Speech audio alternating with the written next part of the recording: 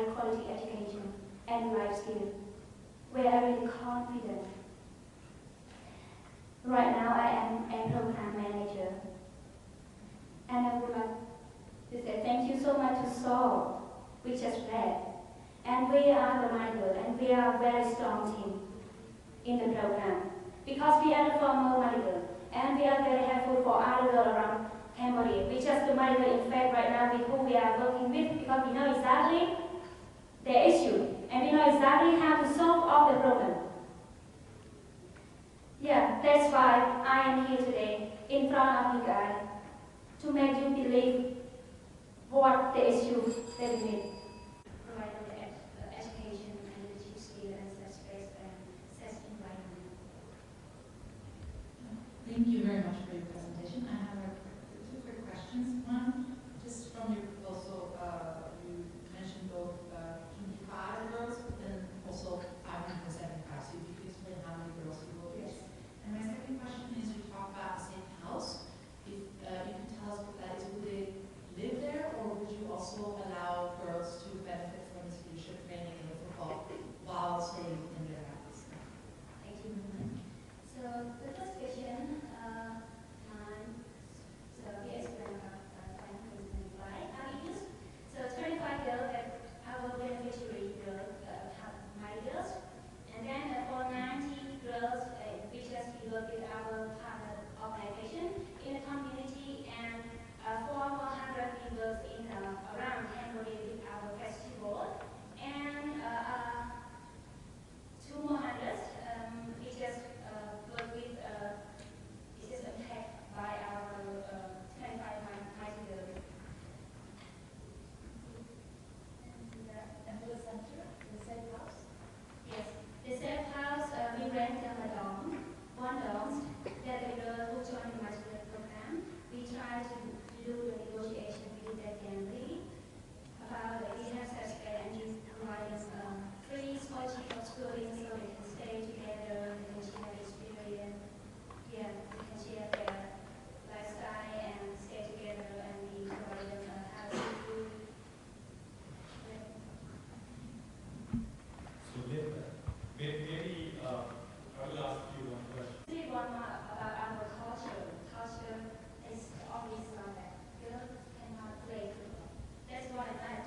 Girls cannot play football. Girls should be a housewife. You stay at home, and girl basket is not attractive to the ball. You're not going to have a husband.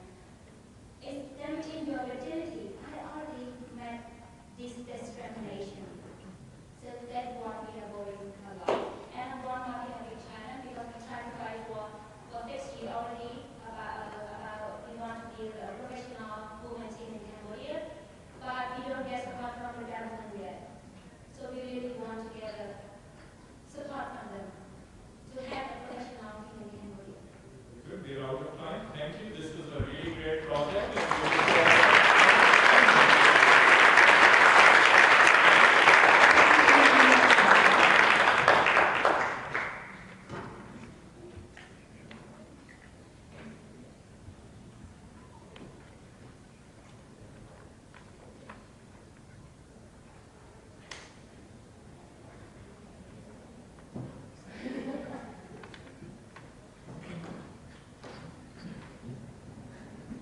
Thank you very much, Linda. It was a very encouraging story of mighty goals from SALT program. So thank you very much again for sharing.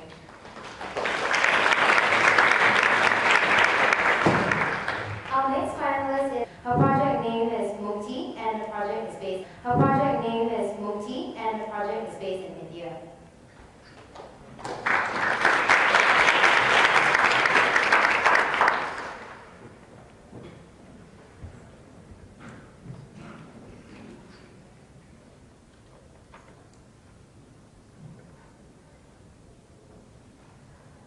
Empowering Women Period, an initiative of Village Volunteers, has developed an innovative program that provides girls with biodegradable sanitary pads to enable them to stay in school.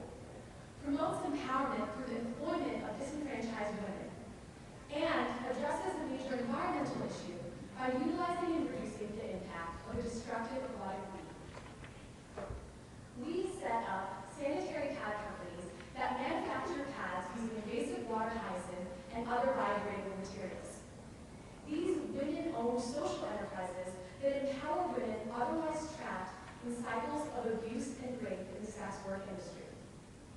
For young girls born to mothers who are sex workers, it becomes an inevitable fate of abuse that begins with fathers who trap them through fear and intimidation, and continues with brothers and husbands who turn into pimps.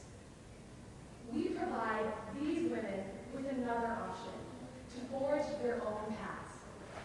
Women in the Applicants Red Light District in Kolkata, India, have named their enterprise Mukti, meaning liberation.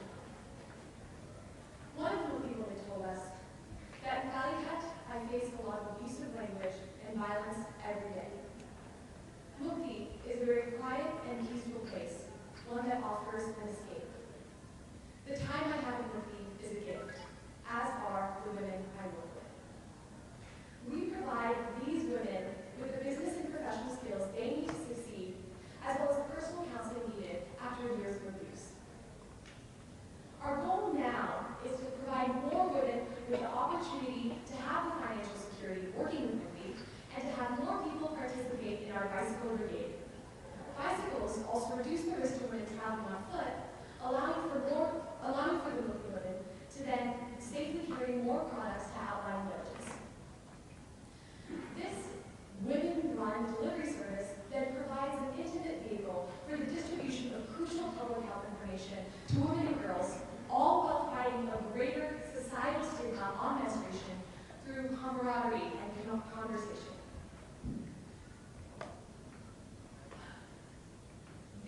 With this grant, we hope to impact 4,027 women and girls. And with this grant, we will pay for bicycles, baskets, aprons with their logo, and a stack of pads as a microloan for these women. A portion of the loan repayment will then go towards purchasing pads for girls in need to be distributed at no cost to enable them to stay in school. Without proper menstrual hygiene products, girls in poverty often miss crucial learning days up to a week per month due to their menstrual cycle. This then results in doing poorly on exams, dropping out, and even being forced into early marriage, prostitution, and slavery. This chart compares our Mukti pads to a range of other options. Girls living in poverty often otherwise use damp rags that harbor bacteria that cause bacterial and fungal infections, as well as urinary and reproductive tract diseases. The Mukti women teach these girls about these risks, and then also provide them with another option. So, in essence, I'm saying you can transform this into these to provide more detail on how the microloan would work and how that integrates and how that generates additional income and brings in more women and girls to the program. Yeah, definitely. So to clarify a little bit, so there's two main sources of revenue that can go into the Mukti Pad company to liberate these women. So the first is going to be through customers. And what we've actually found is this technology we're using is actually making these pads cheaper. So for example, right now, a typical pad is around 8 rupees, but we're selling pads for 5 rupees. So in the districts that we're selling them, we'll be able to sell them to the women who are wanting this for cheaper. So that's one way. And another way, and this is the way that actually this program through their crowdfunding that we were able to do has helped initiate this part of the project, is another way is we're having donors who are really interested in Mukti, see that it's this great program that's liberating these women, but don't necessarily want those pads because they have their own pad company, or their own pads that they like to use. They can instead donate, but not just donate money to these women, they can give money to this company, and then instead of their pads being given to them, their pads that they paid for are then given to the girls in need. So that's how we've had money going into the system. And the portion, as I was saying, of the loan repayment, that goes into both. A portion of that does go into like making sure that girls are still getting the free pads, but most of it is to make sure that the women are being able to have some source of income.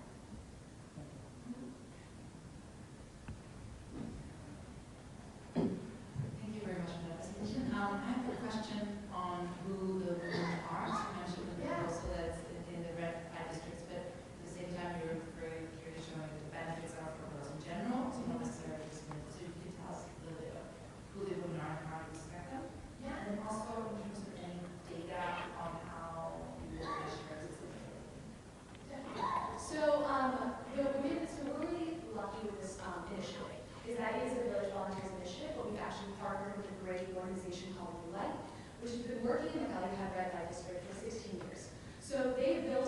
more with these women and girls and with that community. And we're actually partnering with them to find out who will then work with Miti. So that's the great part, is that we're making sure that we have that grassroots organization that really gets this issue on the ground level while being able to help them as well.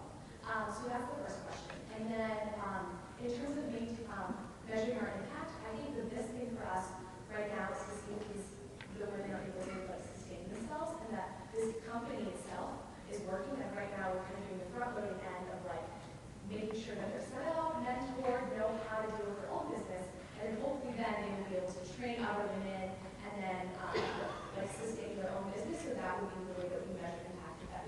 If they're able to do that, and by the number of women, the number of young girls we're able to give the group has to disseminate that information. So if I may throw in a question on the business model. Yeah. So you're making a connection between two problems. One is these women in the red light areas and empowering them as safe women. The other is selling these low-cost sanitary pads coming, I think, from Malta, if I understand it. Yes. Some of the other finalists we have previously looked at. Yeah. So the question I have is, between two things, there's a risk that one or the other becomes a bottleneck. For example, you can imagine taking these women and having them distribute not just pads, but soap, shampoo, whatever. At the same time, you could be selling not just to these women, but if there isn't enough of those, also additional, and they might be even big. Why do you need to couple these two business models? Because then you would always have a bottleneck on one side or the other. I'm not sure I understand. Compare which two business models? So the woman who's selling Yes. could be selling multiple products. That may be financially more viable. She's going on the license anyway. Why is she selling only pads and not selling soap? Yeah, so actually that's why part of our funding is also going towards research and development for this technology, because we want to expand the number of products using this technology that we have within this hydrogen and other biodegradable materials to expand that. So we're looking at other hospital pads and other things. So we are looking at expanding, as we were saying, the products that we're selling. So another thing is we're really building rapport with these women, that they're not just being given different soaps or the things that they can resell that other people are already reselling. We're fitting this niche that it's making it cheaper. So we're having a pad, we're actually going to be cheaper, and we're also doing it's not as simple as that, because we're really forming throughout this empowerment community with women by expanding upon the services that give a new life, and we've actually already started them for manufacturing, all this stuff, and they've created this community. So it's more than just selling additional products like that, because we're already working on expanding. Congratulations on a great show. Thank you.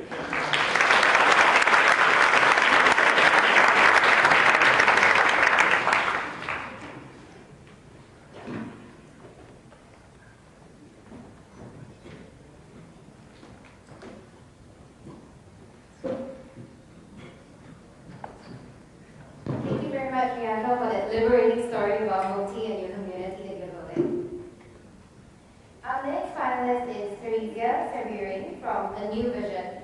Her project name is Women's Right to Sight, and the project is based in Indonesia.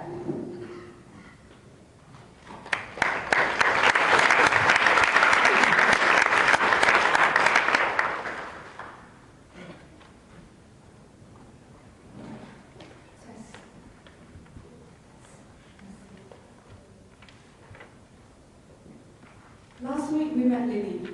Lily is 60 years old and she's blind. Before she became blind because of cataracts, she was a popular dressmaker. She lost her sight, her family lost the source of income. This is Lily after her 10-minute sight restoration surgery. And 2 days ago when we met her, she started sewing again. Fan is 5-year-old. When she was blind, she was non-responsive. When children were blind at a tender age, they tend to become mute because they have very little interactions and very limited capability to learn. This is Fanny's 1 month after her surgery. She's much happier and much chattier too. A New Vision is a team of volunteers with professional skill sets.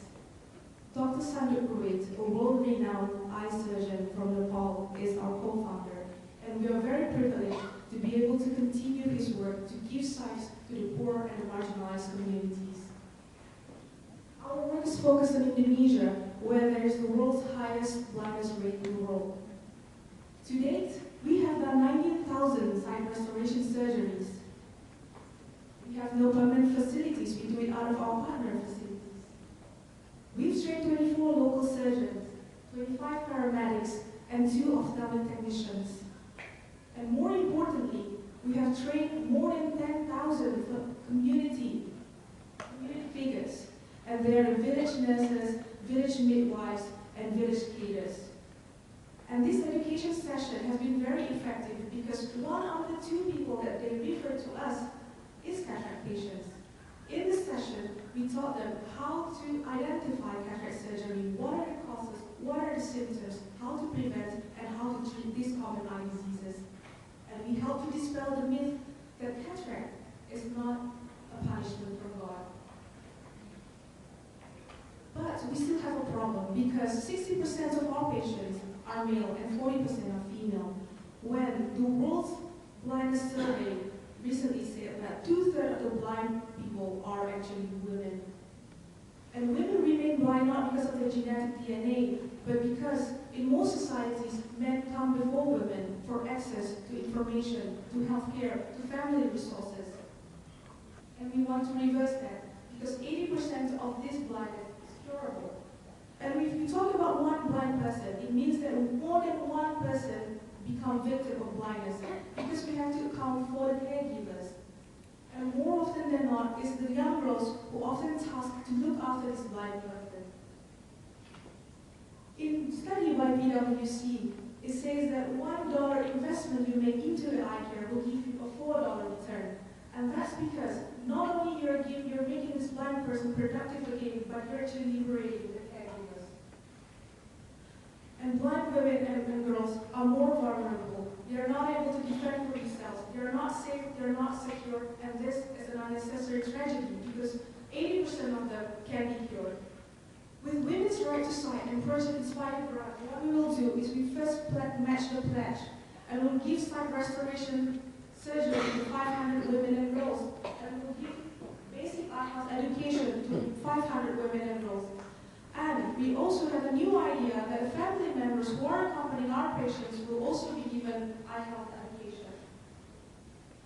The risk is very low because this is our bread and butter. When we're going to do it in the geography that we are very familiar with the people that we have been working with. And why do we need the Project Inspire grant when we have that 19,000 surgery? It's because it's more than just the prize money. It's really about the publicity and the chance to raise the awareness that 2/3 of the blind people are actually women. And the cure is out there, it's available. What we need to do is just to make them accessible to these blind women and girls. So we applied this in our most recent cataract outreach. And we've seen, this just happened last week in West Java, we've seen an increase in the women participation in our outreach from 40% to 56%, and we want this trend to continue moving upwards to the right ideal ratio. Charity surgery is not sustainable. So for the long term, what we will do is we're moving to a community center with a business model of cross-subsidy, where the paid patients will subsidize for the free patients. And this has been proven working very well in Nepal and India, and it can be scaled up.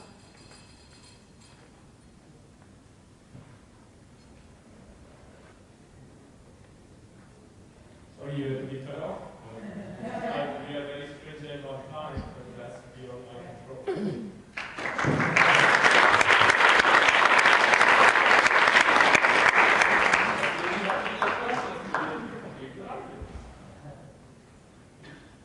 Thank you for this presentation. A really important course. I'd be curious to understand more about how you're going to look to balance the population of men and women who are getting the treatment through your program. So you're going from 60% men to 2/3 women. And how are you going to be selecting these women and how are you delivering? Thanks for the question. So in order to break the the barriers, we first must to understand what these barriers are. So we are lucky that we've been working with these communities for years. So we know that firstly there's family cultural barriers in terms of whether women could actually go out and whether women could actually be allowed to take cataract surgeries, and because 1 month after the surgery you are not allowed to cook. And these kind of things we need to understand first from our beneficiaries' point of view. And what we plan to do is that we work closely with the village midwives, village nurses, and actually the women associations, with women groups in the village, and to tell them that it's safe, it's fine, and that through that personal relationship that we build with them, we hope to build that trust, so that when we come with education sessions, and they know us better. So, and we also work with the village chief. And for Indonesia case, it's very effective to work with the religious leaders and to get their trust. And when they speak to their religious followers, they will be able to make or to be able to attract more women participation into our outreaches. So that's so our plan is very much into the grassroots communities and understanding the social structures in the communities, and actually work with the people who have already built the trust with the women. Yeah.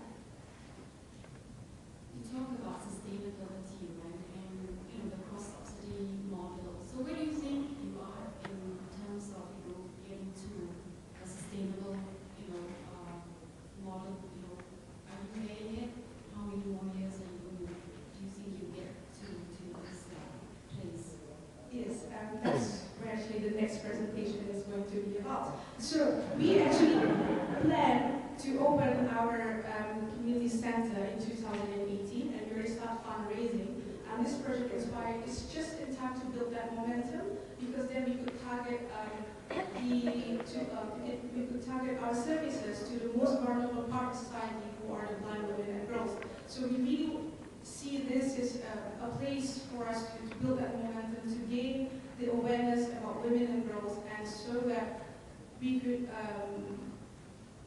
finish our fundraising by end of next year, so 2017, and 2018 we could have it in. Question, associated with sustainability. Sure. So how do you actually determine who do you actually bill for the service versus those that you don't? What sort of criteria do you apply? Okay, so in this community eye centers, it will welcome both paying patients and non-paying patients. So what happens is the patients can pay, they will pay.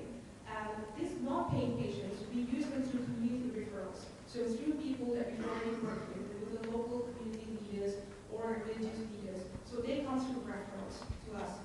And in Indonesia, there's a certificate to tell you that whether you are from the poor families or not. So we can also use that to justify whether the person is deserving of the non-paying services or not.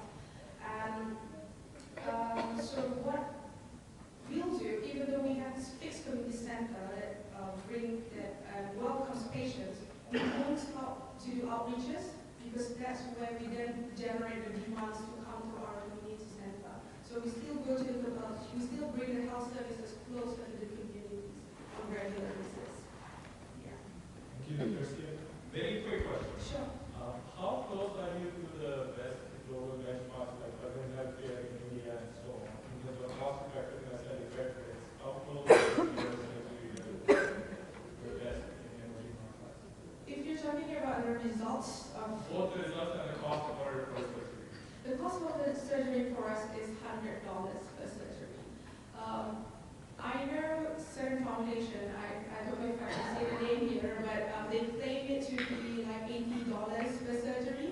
However, if you just look beyond that number, it's not just in one place. It's an aggregate of other places. So one place could be higher cost, and the other place would be lower cost. So the aggregate is nice, $80. Good. Very inspiring. Congratulations. Well done.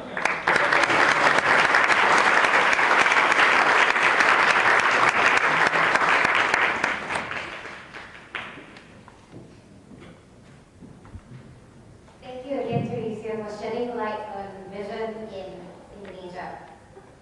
Our next finalist is Aditya Kulkarni from Care NX Innovations.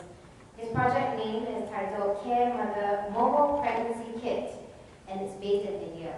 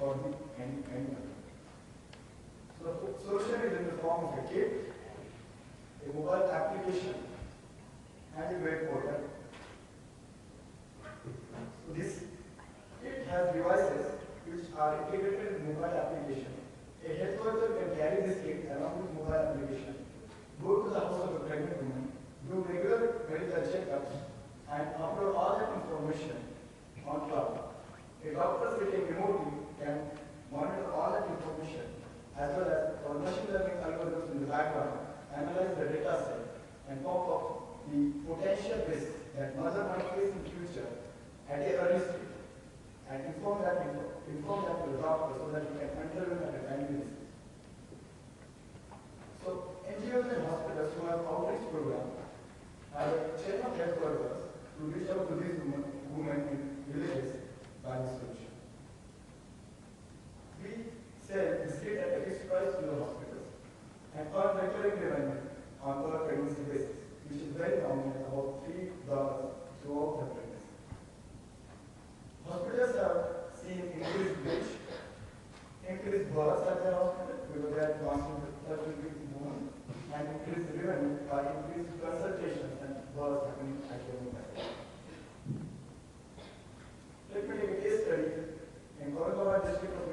began this pilot with 6 states. We were able to reach out to 10 plus women.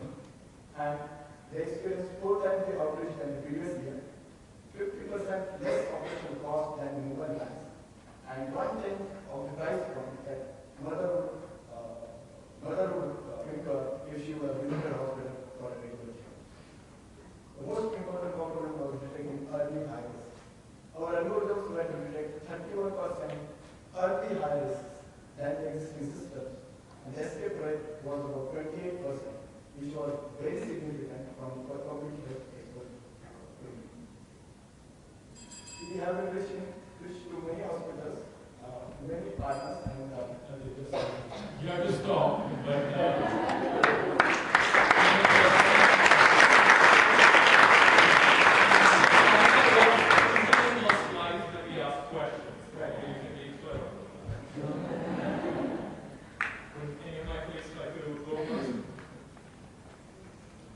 let me go on.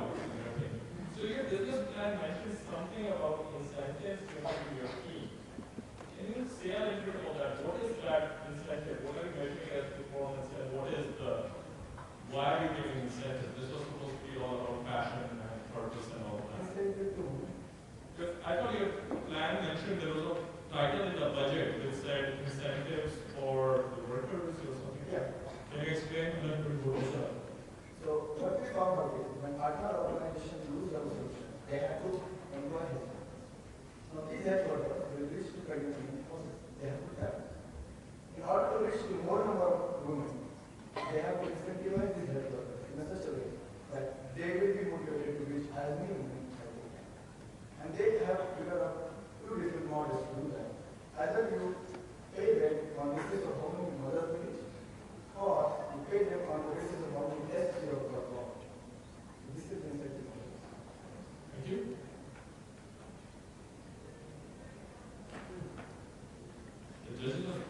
Yeah.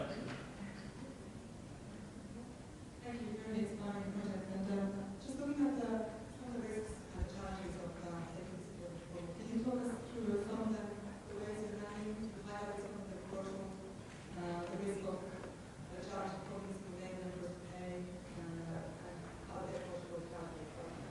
So when we sit with our health workers to understand what challenges they are facing at the ground level, in villages, most of the time, the family is male dominant.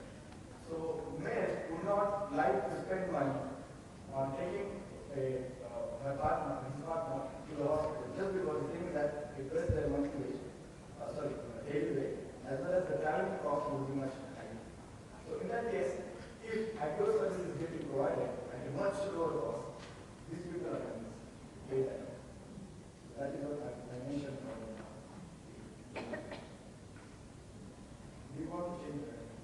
The theory of showing that which is at a lower cost. At a lower cost, and mother is ensured that her baby is safe because she knows that first point of contact health worker is coming to me regularly and they attached to a very good gynecologist in city and he is taking care of it. Can you tell us a little bit more about how you will select the outreach workers, either in terms of within the community and also geographically in terms of where you're choosing to pilot the intervention and what's the rationale? Very good. So we have one pilot in the hospital. I tell you how we chose that particular job opportunity. We chose that area which showed highest rate of maternal mortality. Second criteria, the hospitals that we chose had already a program of outreach. So they had a model where their health workers used to go through vans to these villages to provide primary health services. This was just for their family.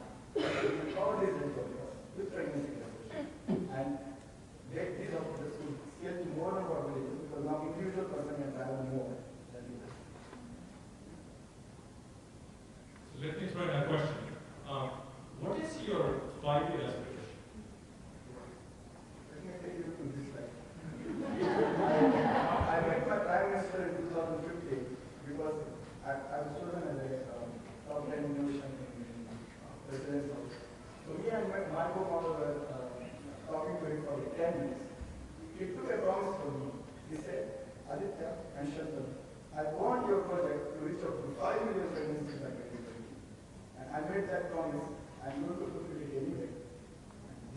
passion and motivation. My co-founder also got PhD because otherwise you could have been a professor like me. One last quick question, anyone? What could go wrong? What keeps you awake? okay. So sustainability is the most important component in the project. If we don't make it sustainable, it will be like NGOs will have a network model, get external funding, get solutions from us, and offer service for free. We have been working with few NGOs on that model, and what we found is when NGOs offer something for free, people actually don't. Actually, mothers themselves wanted to pay something because they think that someone is doing good for them. And we wanted this prize money to implement our solution in such a way that we charge every beneficiary a minimum amount for consumables that are used for tests. Other tests are free. And see whether that amount will be sufficient for an NGO on an operational level to sustain this project or not. Very good. Congratulations.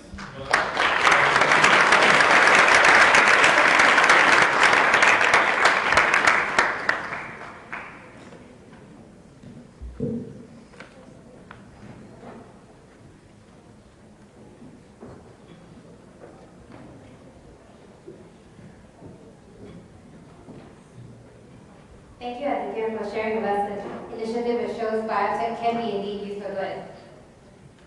Our next finalist is Danny DeRose from Co-Design Studio, a project name that is titled Street by Street, and she's based in Australia.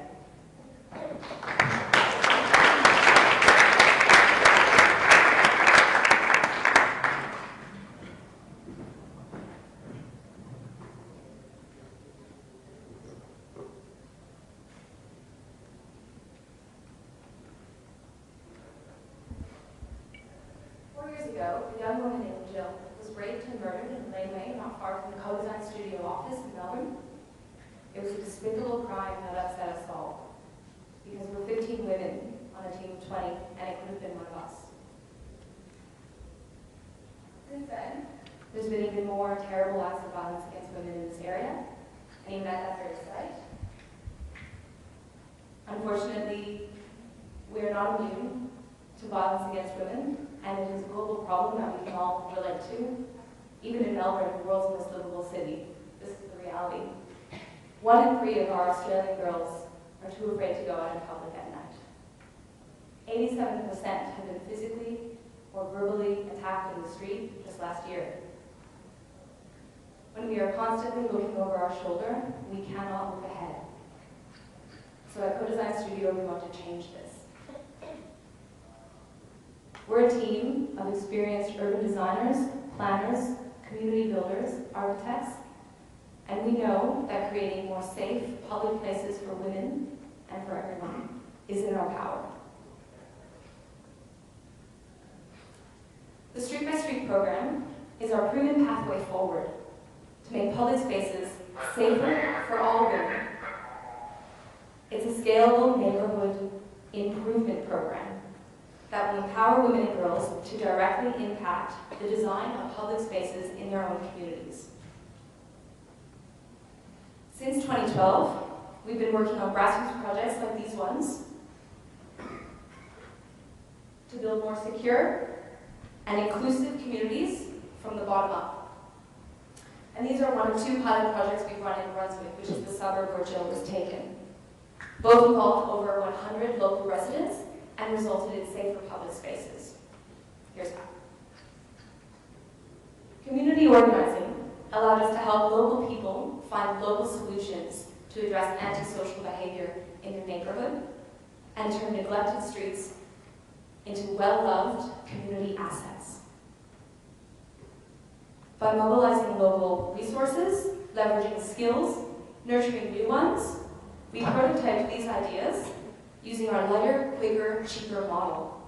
We saw what worked and what didn't, and we adapted to change quickly because we weren't tied down by expensive infrastructure costs. Here we cleaned up the laneway and used public art and planting and other things to make it more vibrant. And now it's part of the laneway tour listed on TripAdvisor. Finally, by putting people first in this design process, we connected neighbors who previously didn't know each other.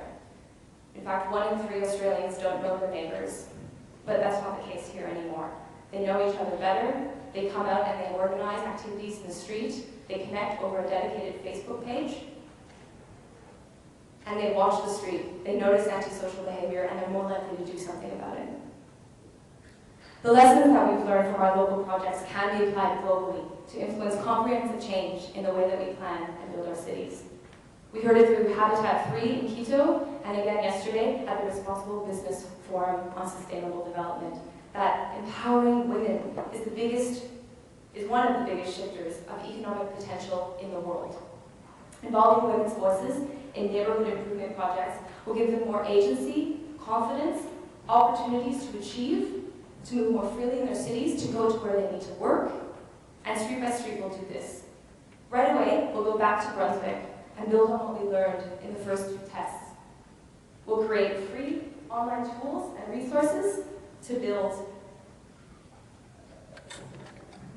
We'll create free online tools and resources to mentor women, to inspire leadership, to share our methodology, and teach women new skills. And that's how we scale up. We inspire them to lead projects over and over again. And collaborating with local women will inspire participation by delivering on-the-ground improvements to an unsafe street in Brunswick, using those resources and our collaborative city-making methodology that we've tested in over 50 projects in the APAC region. The more we embed our collaborative model into the way we plan and design public spaces for women and for everyone, the greater impact we'll have socially and economically, now and in the long run. Developing these resources and testing local ideas will help us establish a culture of women's participation in building more resilient and inclusive cities. That's our plan for sustainability. There are so many projects that we can get involved in right now if only we can mobilize and inspire women to act.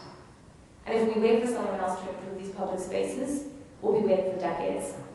But you can help us. You can help us get started today. Thank you.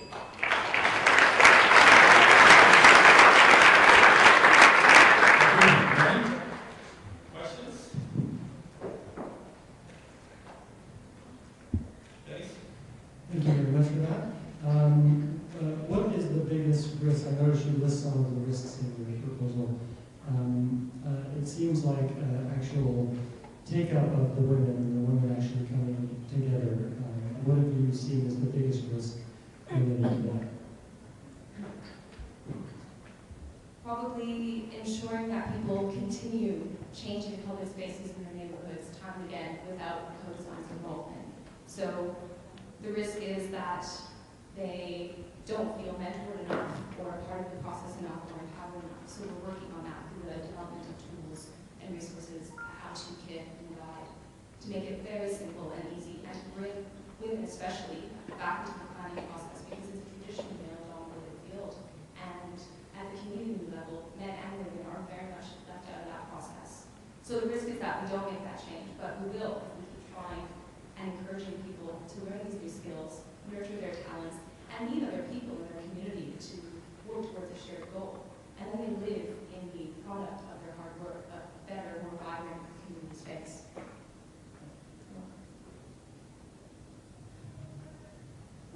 So just curious, are you relying on volunteers to continue with this effort that you have actually started with your team? Or you're looking at donations or Project Inspire and other kinds of donations to actually keep your effort going?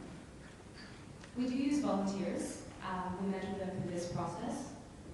We also have a number of different ways that people get involved in our organization, and we recognize our volunteers so that in that recognition, they feel like they've done a great job and made a difference and are more inclined to tell people about the success that they've had and the project that they've delivered and bringing more people in.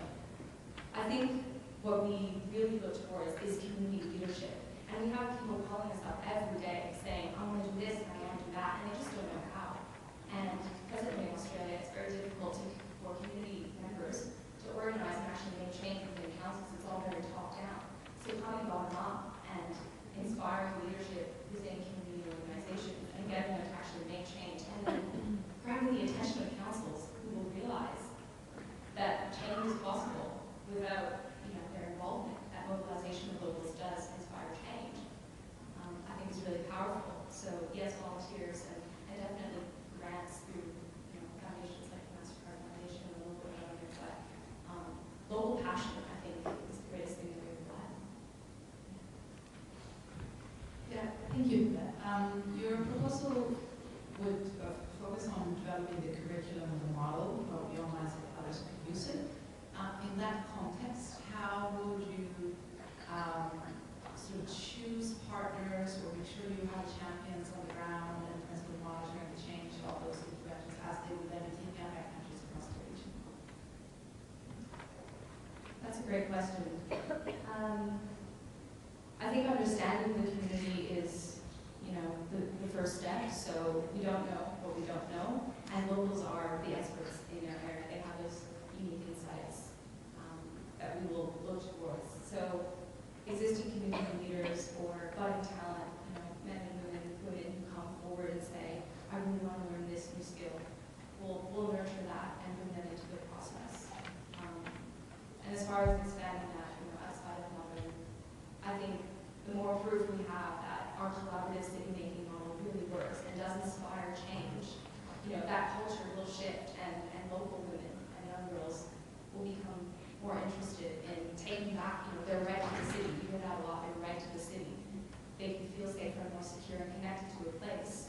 I mean, who wouldn't want to be a part of that? So identifying people who are passionate about that, or who have some glimmer of that passion that we can nurture through our passion, I think is how we start. Excellent. We're out of time. Thank you very much. Thank you.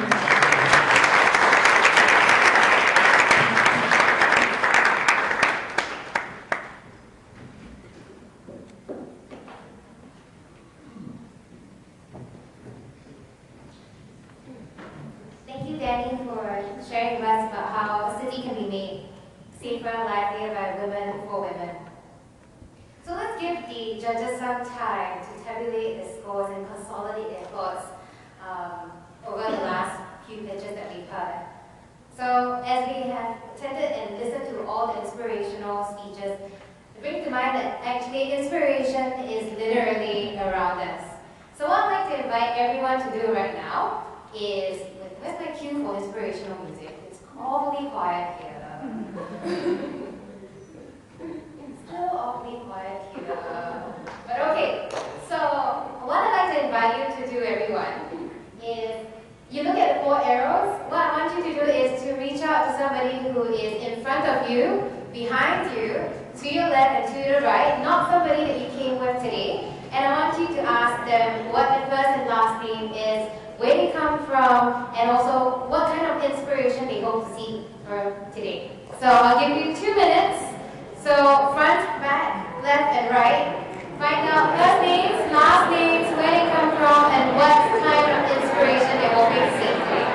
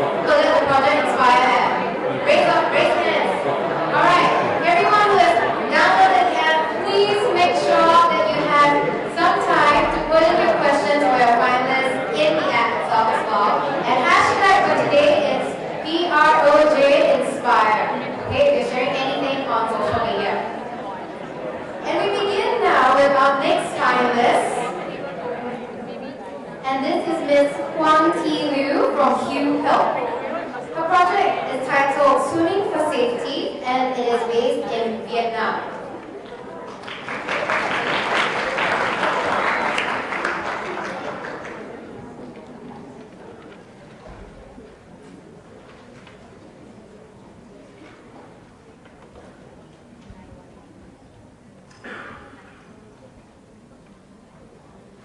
Good afternoon, everyone. My name is Leo. I come from Vietnam and I am representing for WIHEC to introduce about swimming for safety program. So there are 32 children in Vietnam drown every day, and it is the one of the major public health issues. And the number of the children drown every day is more than any death by any single disease or infection. The reason that drowning happens is because of the lack of water safety awareness as well as poor swimming ability. So, in our program, our goal is to prevent drowning in girls, and to achieve our goal, our purpose is to build the capacity for local schools to teach swimming, water safety awareness, and lastly rescue skills at school. So in implementation of our program, we work with the Swimming Teacher Association for the UK to train 60 local teachers to become swimming teacher to international standard. We also work with schools to provide all of the necessary equipment and risk assessment to carry the swimming for safety program in open water. So we don't run our program in a swimming pool. We do swimming in the pond, the stream, or the sea.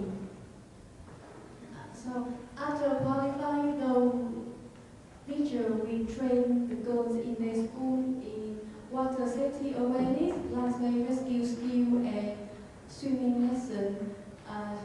The number of the children that we want to benefit from our program is 1,200 girls from rural area of in the central of Vietnam. So our program is sustainable because we work with local schools to build the capacity to provide swimming lessons in school. As you know, drowning is not a new issue, but it's newly recognized, and they suspected that provide swimming lessons and water safety awareness is one of the solutions to tackle swimming. Also, in many papers, the Vietnamese government, they aim to provide swimming lessons to all of the primary schools in Vietnam.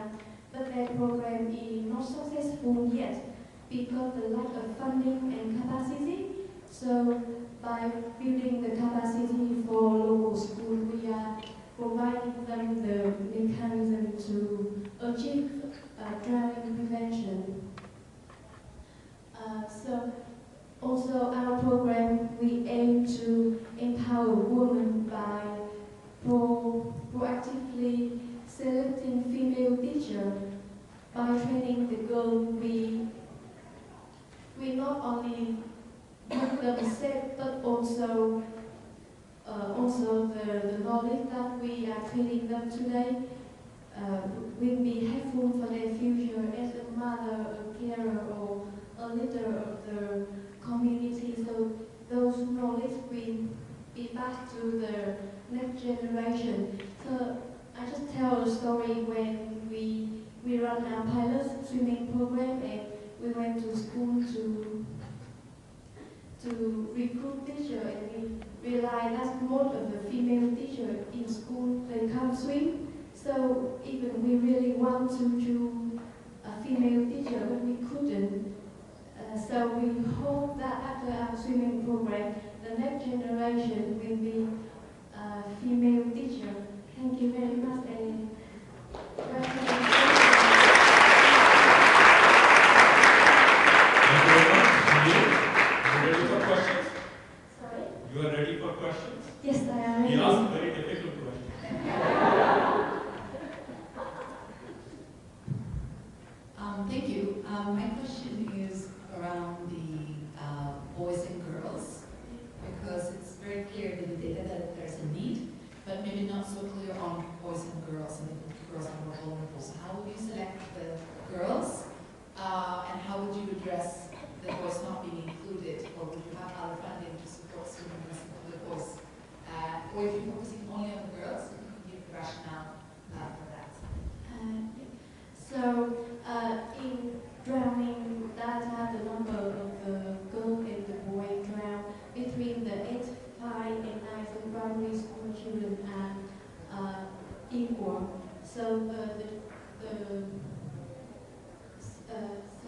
in our program, we did swimming for both boy and girl, but in the program that we are introducing now, we focus on the girl because we want to introduce our program in the mountainous area where most of the girls are minority, so their right of participate in all of the activity is lower than the boy.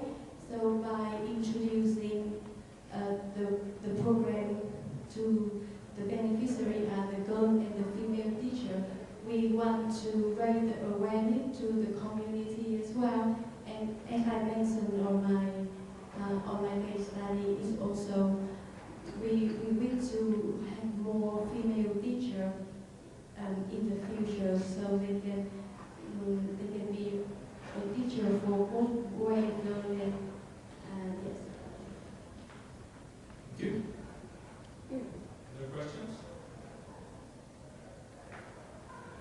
So let me ask you this: are you able to charge at least a little bit, or is it completely free? And how do you think about making this choice? Maybe people can pay a little bit, or making it completely free?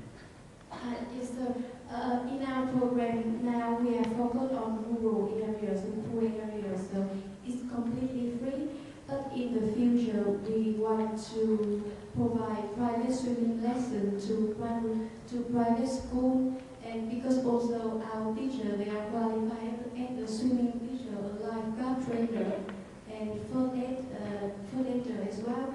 So we are thinking about the teacher in our program, they can train in commercial sections, so like lifeguard at resort or private swimming lesson to fund for our program in the rural area.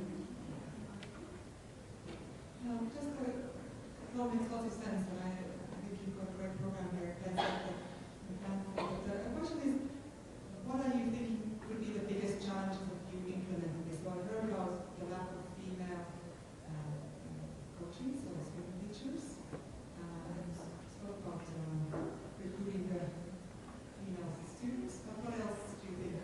How are you going to convince Thank you. So when we implement the program, actually the most challenging is the weather, because we run it in open water, so it could be chain or it could be thunder or so, because the weather is just very different. So we limit the challenging by choosing the time where there is less chance that the weather can be bad. About the female teachers, so in our program, because of one of the criteria to choose the teacher is they need to be able to swim at least 50 meters. So we can't afford to have all female teachers in our program, so we have to choose male and female teacher to run the program to ensure we have enough teachers. Well, thank you. We're out of time. Really enjoyed it.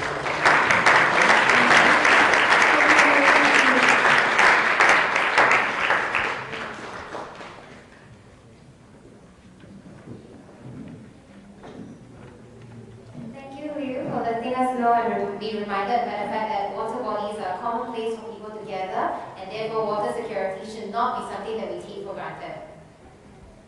Our next finalist is Mandy Lee, and she represents Generation 414. Her project is titled Be Her Change, and it is based in Thailand.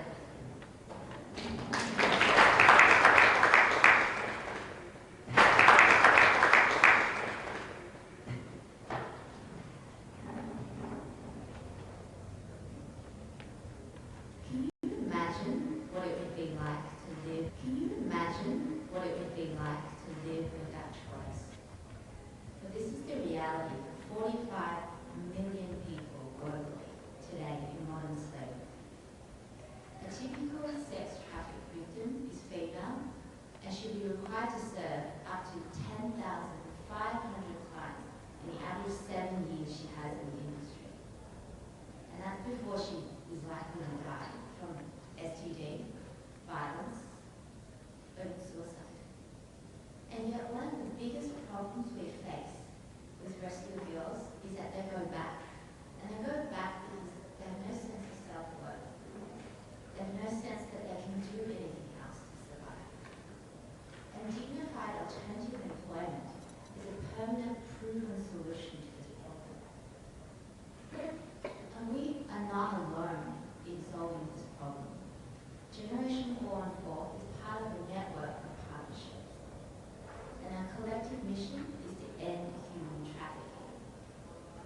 Our role in this ecosystem is to provide self-sustaining scale funding, and we do this by selling products made by the African survivors.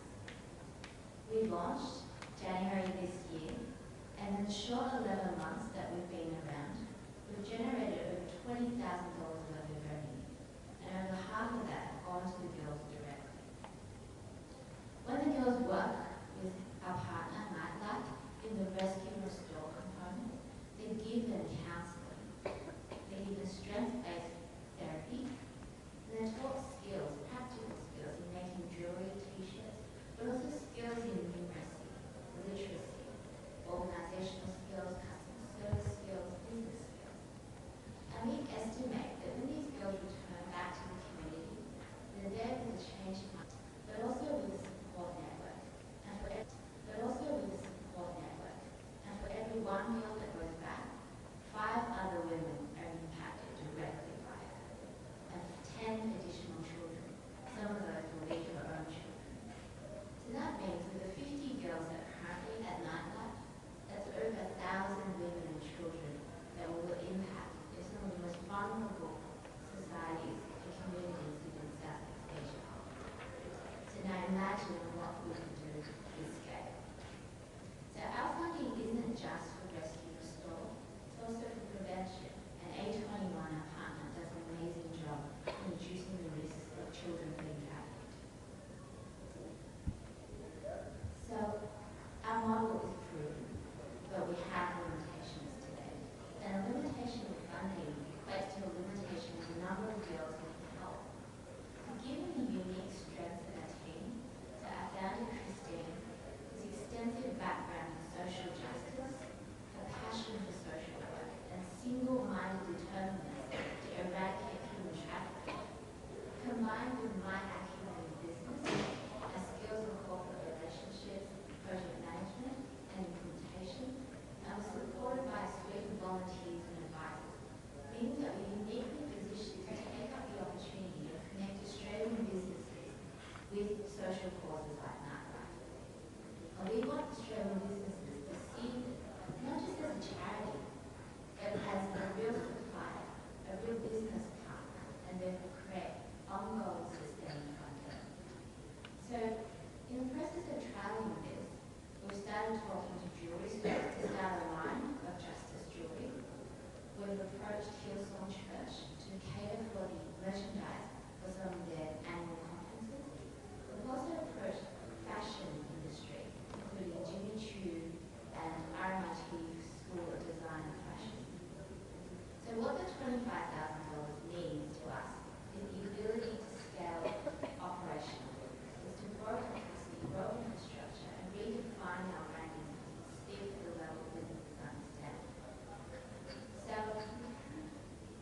it is here today in conclusion that we're asking for your help, but any help. That anybody who thinks that may be able to help with a connection with an idea at any point, I would love to speak with you after this presentation. Because we need every bit of help we can get to be a change today. Thank you.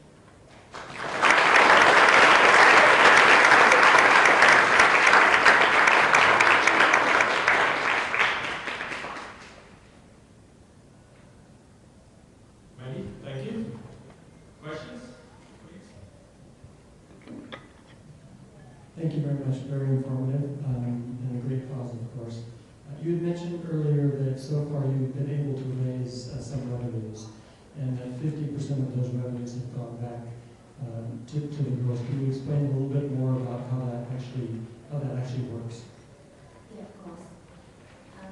So the way we are a social enterprise, so Generation 414, we started by selling products in a retail platform, so events to our own causes. The cost, the 50% that goes back to Nightlight and the girls, we treat as part of a cost in our social enterprise. And so we believe that selling and connecting to the market is our core competency, and rescuing and restoring the girls is theirs. So that's how we've structured it. I hope that answers your question. Basically, you're employing the girls in order to produce the products. That's to sell correct. the market. That's correct. So in their employment, they're trained slowly, but it's also a form of art therapy.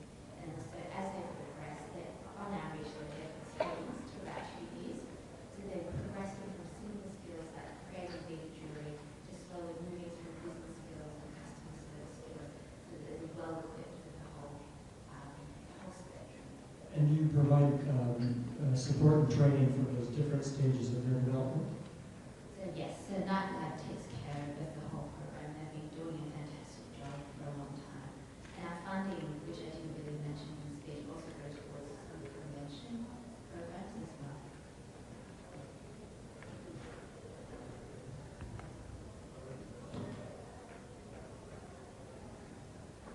Maybe I'll throw in a question.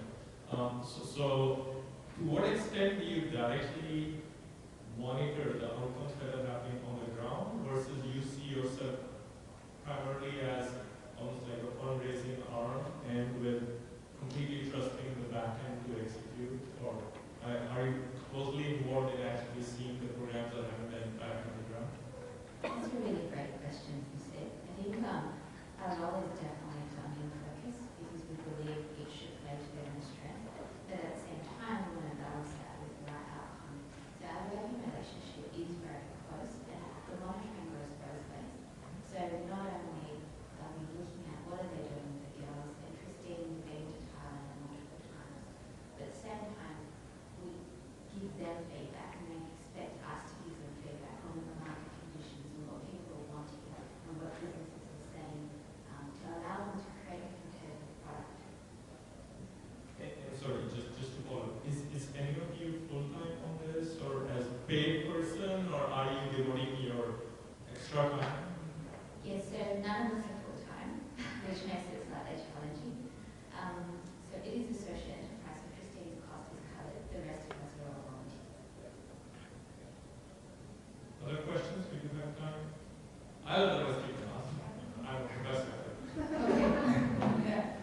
First of all, if you can tell us a little bit, you're doing the outreach through Nightlife, and what is their involvement in terms of having women who are sex workers as a peer support? Are they themselves leading? What's the role of the organization? And secondly, do you have any evidence on whether the income from these alternative livelihoods would be greater than what they are currently earning, which would be the main incentive perhaps for changing? Fantastic questions. To answer your last question first, absolutely. It's not only informal training and therapy, but great care is taken to make sure the girls are at least on equivalent, because obviously there's great difficulty otherwise to convince them to leave, but also for them to get used to the normal lifestyle. So it is very much done in a way that's definitely a viable alternative. It's not just here's a job, take it or leave it. To answer your first question, yes, so I haven't been involved in generation reform for as long as Christine, but my understanding is going to see Nightlight, they do a weekly outreach, so they're there for the girls in the red light districts, whether or not they take part on the program. So there's a support network that's available for them, and it doesn't mean that they have to leave, but the idea is that they have the choice. Great. Congratulations. Very nice job.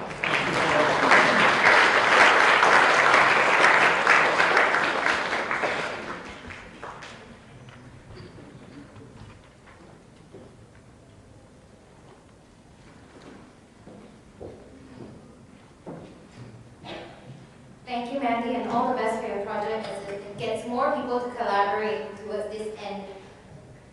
Our next finalist is Kina Hidayah Kasari, and she represents the Humanitarian Organization for Migration Economics. The project is titled The Leaders Amongst Us, and it is based in Singapore.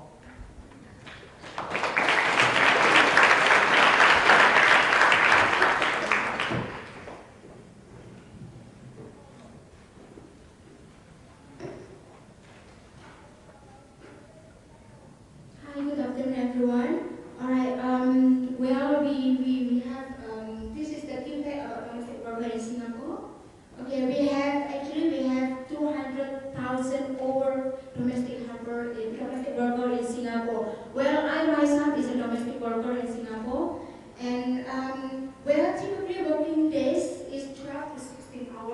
where this is too long working hours for domestic worker, and because it's under the Employment Act, working hours sector are supposed to work for not more than 9 hours per day and maximum of 72 hours overtime per month. And domestic worker mostly are from Philippines, Indonesia, Myanmar, Sri Lanka, and India. And the salary will be is underpaid actually. It's only 450 to 550 per month. But sad fact, we still have 8 to 9 months deduction for salary deduction. The majority of homes case loads involve inadequate sustenance of accommodation, physical and psychological abuse, and non-payment of salary benefits. And this is the mental health problem. Distressed domestic worker, that is not problem to be solved, and this is not everyone think that this is really important. Okay, we will continue to talk about home. The need for counseling. This is the one shelter for women. Average resident number is 18, and now it's up to 1,000. And average runaway for FW, which is federal domestic worker, weekly can be up to 15. Okay. And our strength, our strength is over 300, which is our volunteer, which is our domestic worker itself. And 3W help desk located in Miti Plaza. This is the center for Filipino, training for Indonesian, Peninsula, Myanmar, and we have assisted more than 5 to 15 workers weekly. They walk in to get some advice with their issue. Okay, 2 general help desks located in Miti Plaza for women and Friendly Square for men, and have assisted nearly 100,000 workers in the last 12 years. This is all. And this is the length of stay for the shelter, which is up to 6 months to 2 years. And this is the distress for those residents for the shelter. Well, this study back home probably is not. A study back home 2015, more than 5 of the 546 federal domestic workers from Indonesia, Philippines, and Myanmar who had psychological distress. And this lady is one of the serious cases that we have faced. She is from Myanmar. Well, you can see the picture when before she came to Singapore and after she came to Singapore. You can get the abuse from the employer. And she still staying with us for 3 years. And to address the issue of mental health problem among federal domestic workers, some whom face stresses such as isolation, homesickness, depression, and also to understand of their right to have this nation more accurate private of their legal right in Singapore. This is the logic model for the labor amongst us. Yeah, right now we have 80 up to 1,000, and it has increased to 1,000. And we have 15 to 12 to 15 runaway weekly with counseling, and we have 10 to 12 walk-in cases in Singapore on Sunday health needs counseling and engage of the W community. We have our input, our activities, our output, and our outcome. Okay, the impact. Okay, for the impact, direct impact walk-in federal domestic worker that come to our center on Sunday Fridays, and indirect impact through social media as Facebook group. Gabriela and Hatili. Well, for Gabriela, we have 10,000 group. 10,000 the one who joined us in the Gabriela group, and we have 1,000 in our group for Hatili, which is majority is for Indonesia. Through pamphlet and through video. And the indirect impact, we will get 20 federal domestic worker as a para-counselor, and we will have a counseling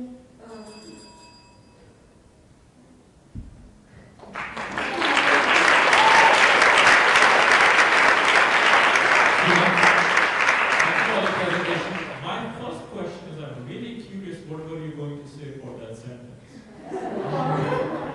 Sorry, for which one? So the question is, what was your last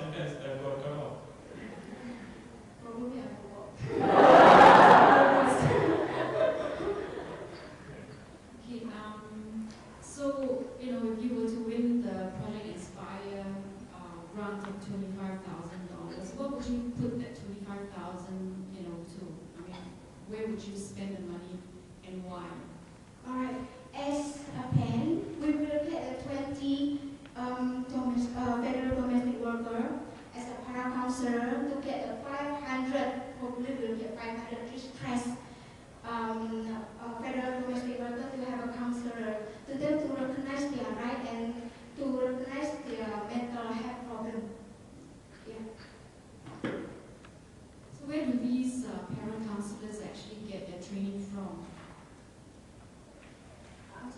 Where do these counselors, right? These counselors are foreign domestic workers themselves, right? Well, we will work with university and our partner NGO. We have very good collaboration with our with the university in Singapore to work for this awareness of mental health problem. Thank you very much. My question is, first, in terms of the para-counselors, the women who will be working as para-counselors, during what time will they do this, and are you engaging with their employers to make sure that are they being compensated, are the employers okay, will they get time off, etc.? How will they be compensated? And secondly, if you're also doing some work on the employer side in terms of strengthening awareness of domestic workers' rights and reducing abusive behavior. Alright, well, I myself is a domestic worker in Singapore, and we have our day off on Sunday, and this program is only during our day off on Sunday. So, I mean, it's not really necessary to ask employer for the permission to attend this program because this is on Sunday, especially for domestic workers in Singapore. And in terms of raising awareness on employers? Probably yes. So, what kind of support do you think you can get from the government on these programs? Do you have a view on that, or you just say, okay, we'll stay out of trouble with the government, we'll just do this on Sundays, we do it very quietly? Well, for this project, we will study from our weekly campaign that we will continue from our experience for 10 years. We will continue to work on this project until the government recognize, government agency recognize how important is mental health problem is that need to be solved. Other questions? Thank you. Just a question going back to an earlier question around so how do you use the money? So it's still unclear to me. So you get the 25,000, you have 20 foreign domestic workers who will be providing counseling on the weekend, and you will be using most of that 25,000 to train those domestic workers to be counselors. Is that where you spend the money? In training these? Well, we will continue our project. It's not only for a year, but we will continue. We will not get the money to continue our project until for the third year. So it's not only just 1 year. Of course. So where are you spending money? Are you hiring external trainers to train foreign domestic workers to counsel others? Yes. Yes. So that's where you spend most of the money. Yes. To hire trainers to train counselors. Yes. And then the counselors will use their spare time on Sunday to deliver counseling to these distressed Domestic workers. All right. And the money is basically just multiplied. You will have more counselors come back to them. Yes, we will also. Thank you so much. Thank you very much, team. Very inspiring. Good luck.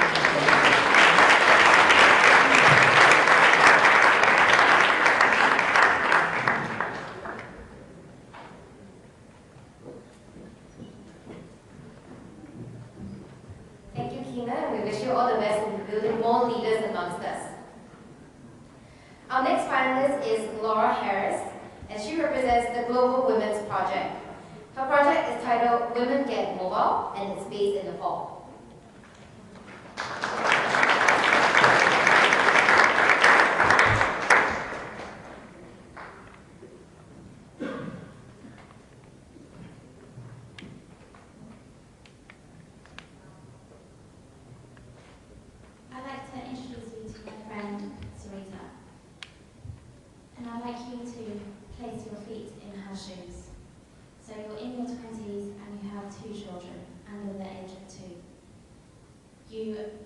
house was destroyed in the first of the 2 earthquakes that devastated Nepal last year.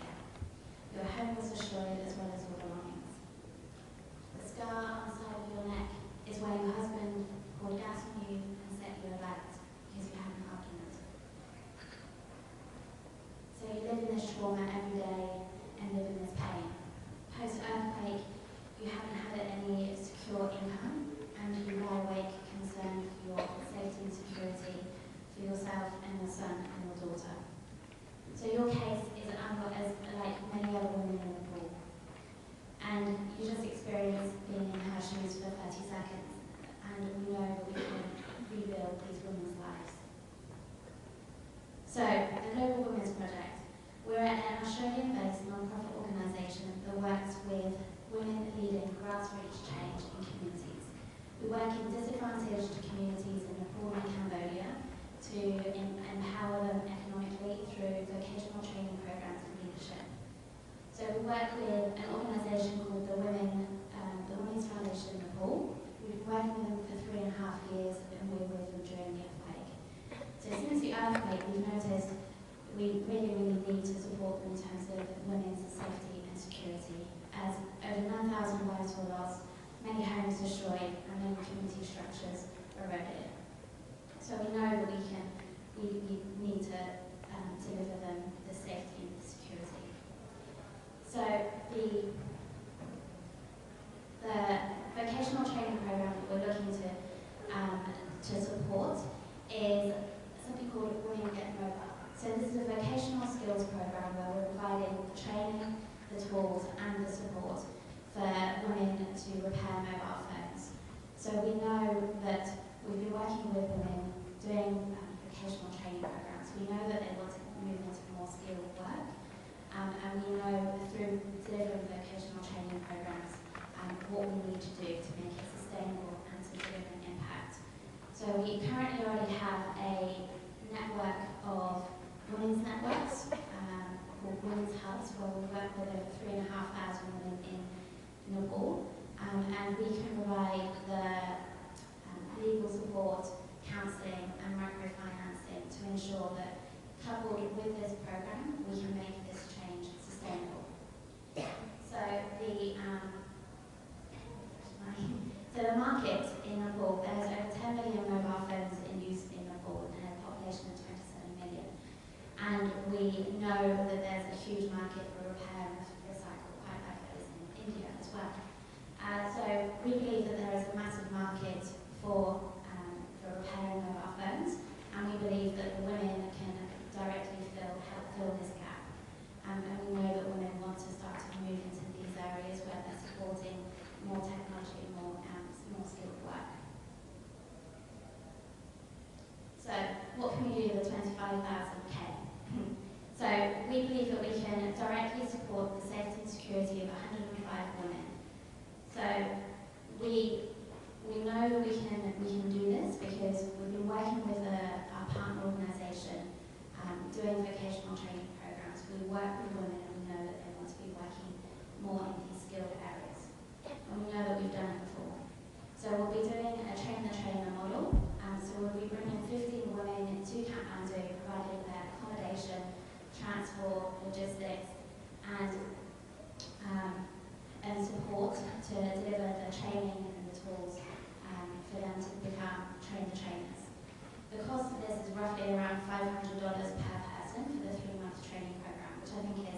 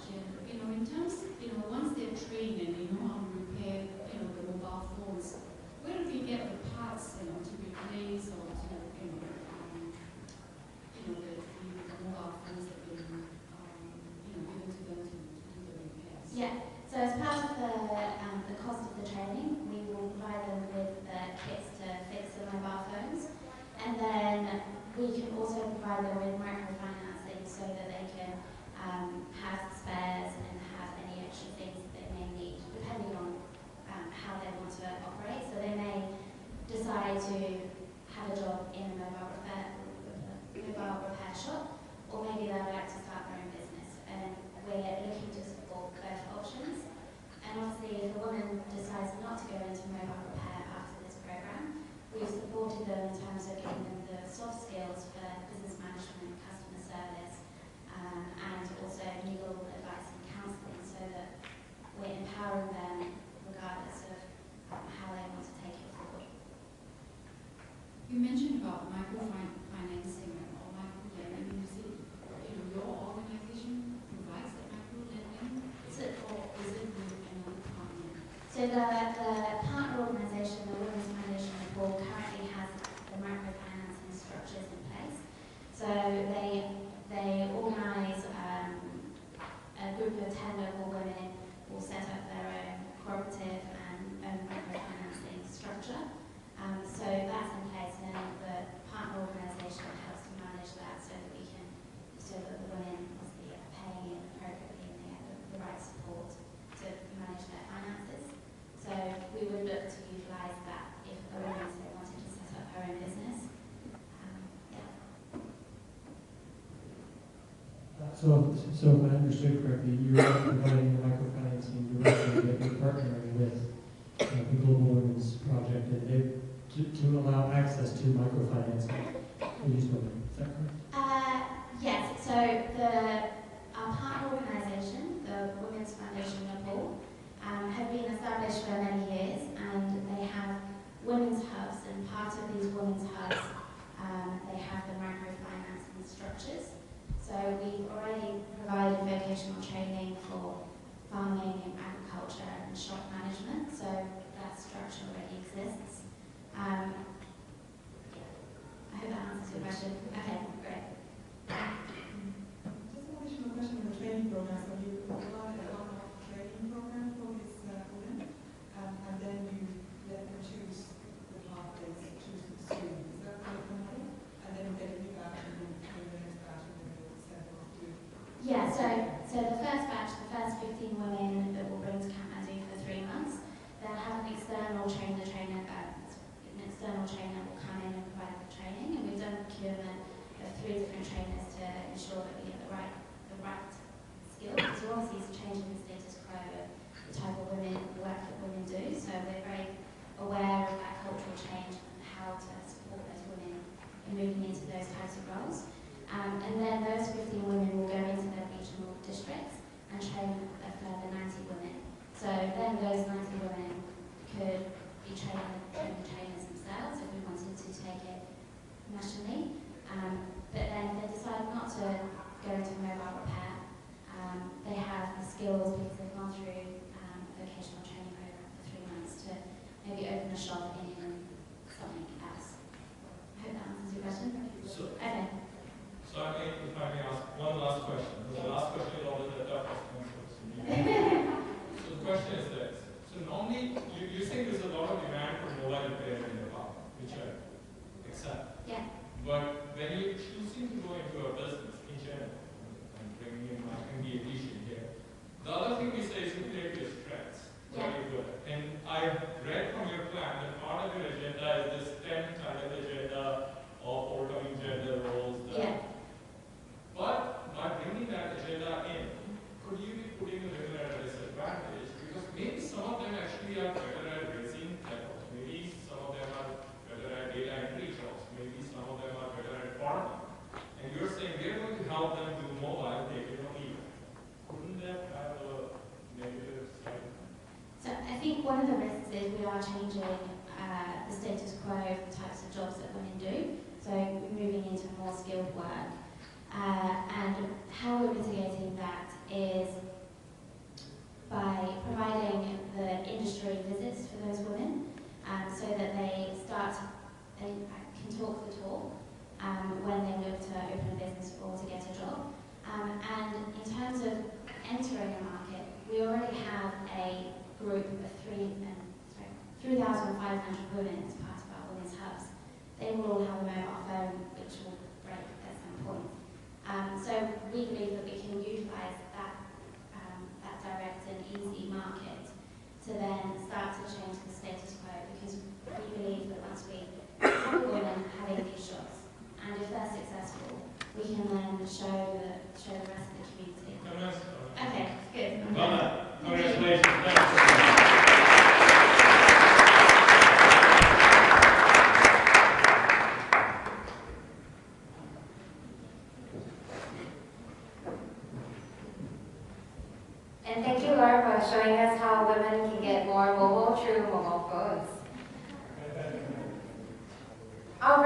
last finalist is Aparna Satsenia. Yes, sorry. Aparna Satsenia from Colors Foundation. Her project is titled Mission 1000, and the project is based in India.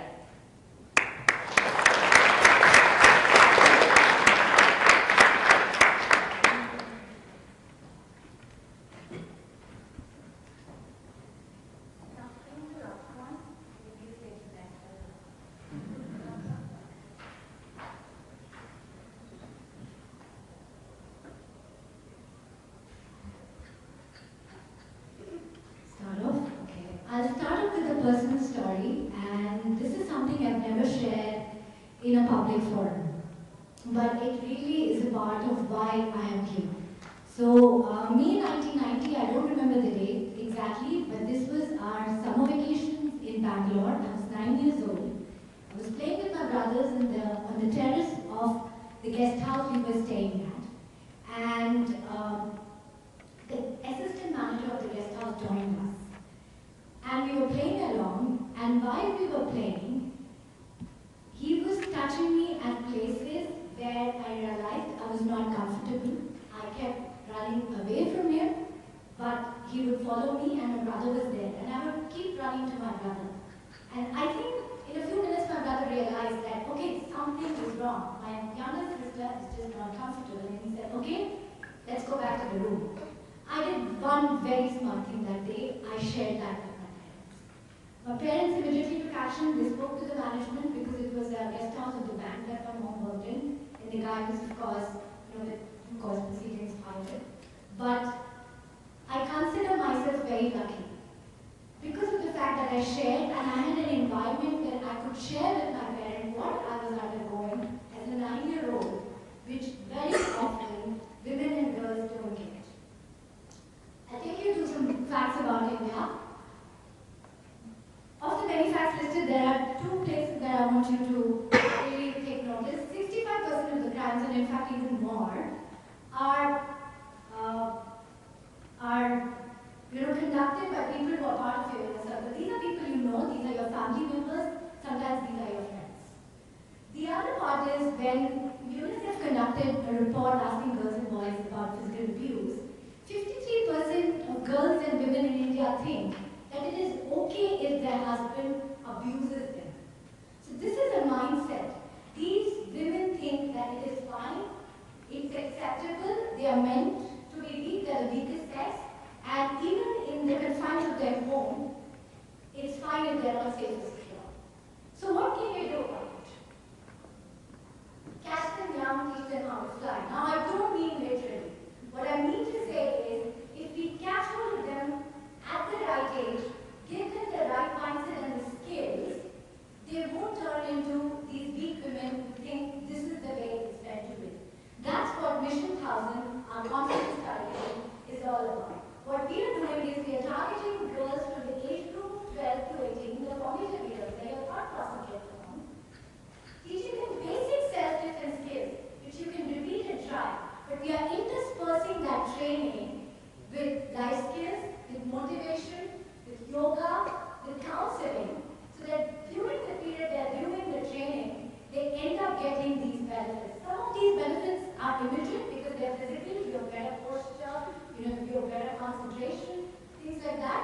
But one of the key things that they will learn is what we call as a good touch or bad touch.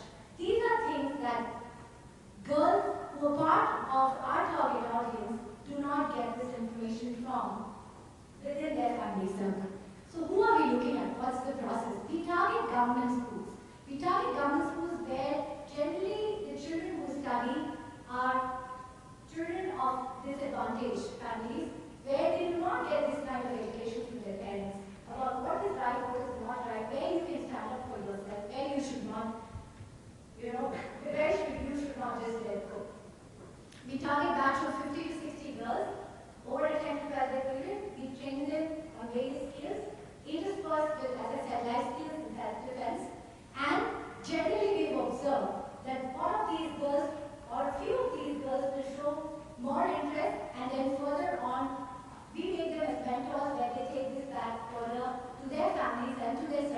they keep continuing in this group.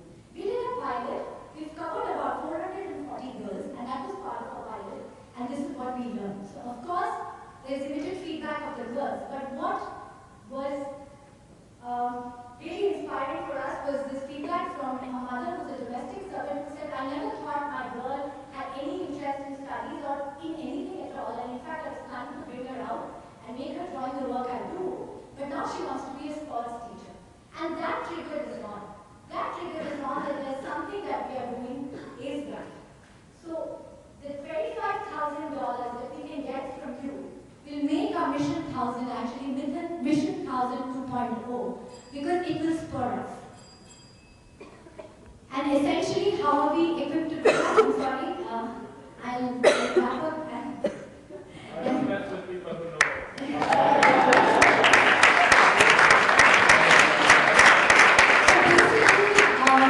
Quickly wrap up, the model is scalable.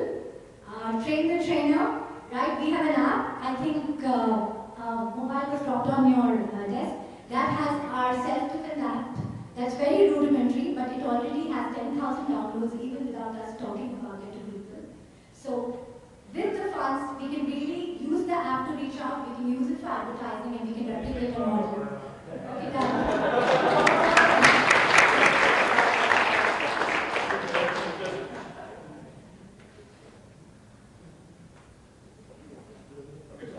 What's your ambition? 5 years. What should you look like? You got 25,000 bucks here. What is your 5-year vision? 5-year vision to replicate this model to not just within India, but to as many countries as possible, because it's a curriculum and it could be replicated. It can be localized because these skills are needed by, in fact, we could go further down and say even for boys who are possibly facing abuse.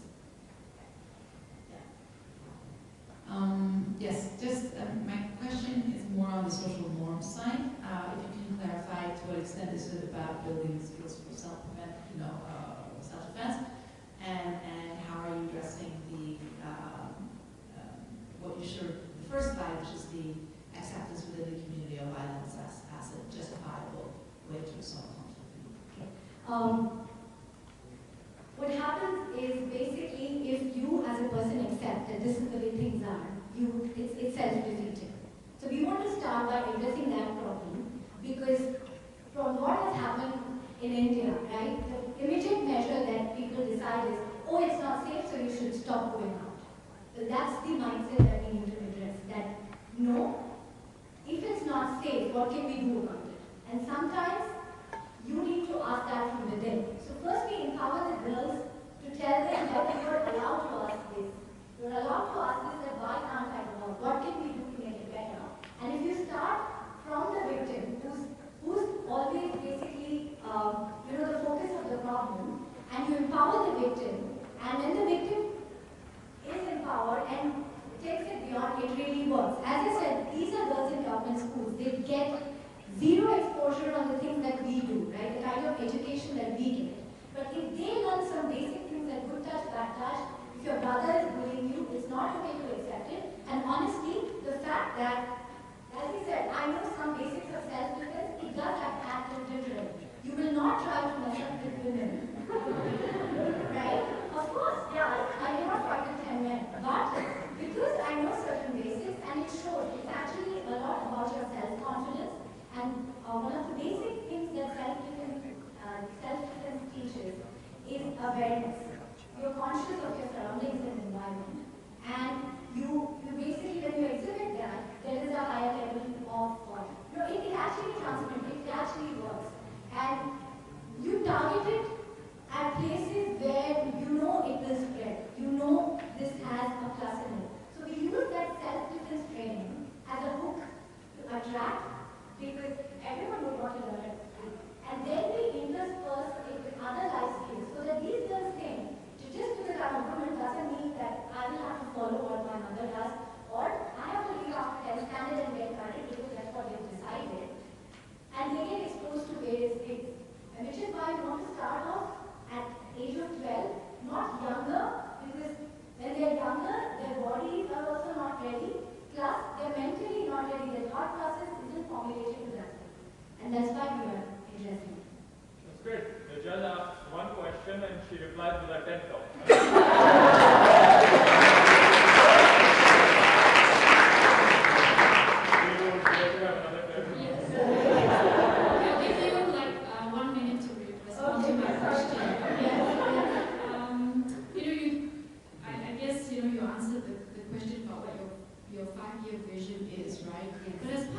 competition, do you see this as self-funding? Do we see this as self-funding? Yes, now we have certain ideas where we could, right? Anand Koti, the founder, he has his own, he's a trained double belt in karate and judo. And so we could use that to go to corporates. He used to do that before and conduct training. And we could cross-subsidize that and use it for our Mission 1000. One thing which is unique about Mission 1000 is it's also one to many. With that, we are able to access many more schools and conduct further programs because we do other projects. So we believe that with this, we are empowered to run more programs, not just in terms of self-funding, but also reach out and ask for funds from corporates. Aparna, I wonder if you could possibly allow us to stop your Q&A. If you give me the money.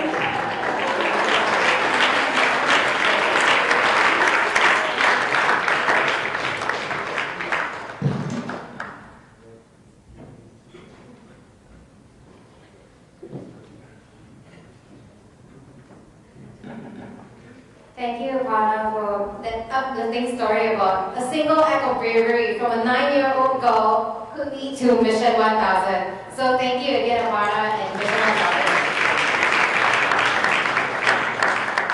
So ladies and gentlemen, if you could turn your eyes to the people who are seated in the front 2 rows here, we have all 10 finalists of this year's Project Inspirational.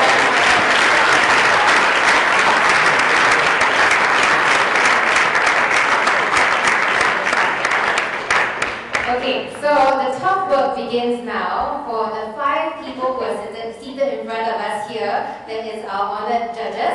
So while we give them some time to proceed to the judging room shortly, can I invite every single member of the audience to take out your mobile phones and open up your Project Inspire app. Okay, so let's take a few moments to think through all of the 10 programs and 10 exciting projects that we've heard from all the finalists earlier on today. What I'd like to invite you to do right now is, first things first, make sure that you've downloaded the app. Okay? The second thing that I'd like to ask everyone to do is to make sure that you have logged into the app. So how you do that is you use your registered email, which is the email that you use to come to the event today.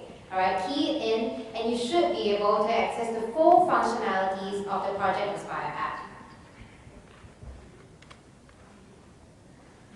If anyone is having any technical issues, please raise your hands and I will not be able to assist you, but someone else will. How do we get Wi-Fi?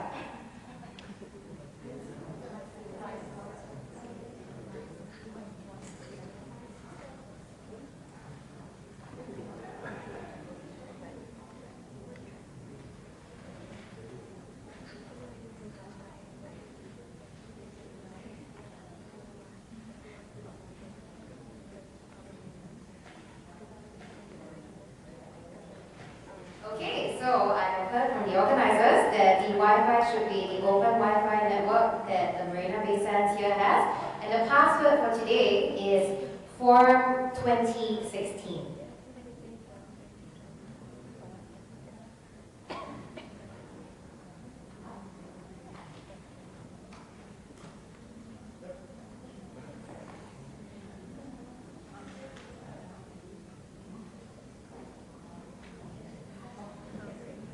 Okay, tiny clarification point. The Wi-Fi name should be RBF 2016, which stands for the Responsible Business Forum 2016. And the password is Forum 2016. Okay, so now that we've gotten the technicalities out of the way, show of hands, anyone encountering any issues with logging in? No? Okay, fantastic. Okay, so within the app, can I invite you all to go into the Q&A section? You'll find it in the 4th tab. And key in your questions accordingly. If you do not wish to post with your name, you can opt to be anonymous as well.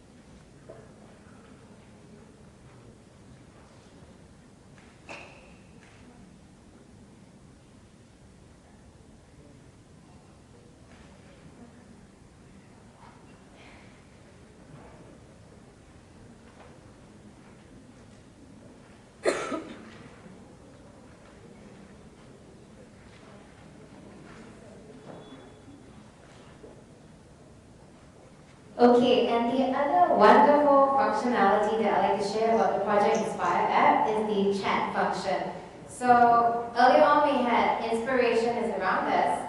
Now it's so fantastic with this app, all you do is you find the person that inspired you earlier on, just head over to the app, send them a thank you message, and hopefully you guys can connect after and build on the conversation earlier on.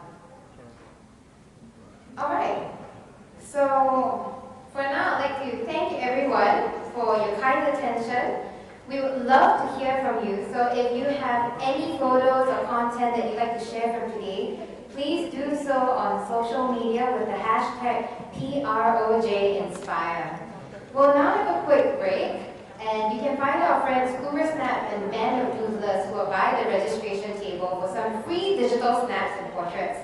Please join us back here in about 20 minutes, so that's about 7:15 sharp, and then we'll commence Q&A in a while. Thank you very much.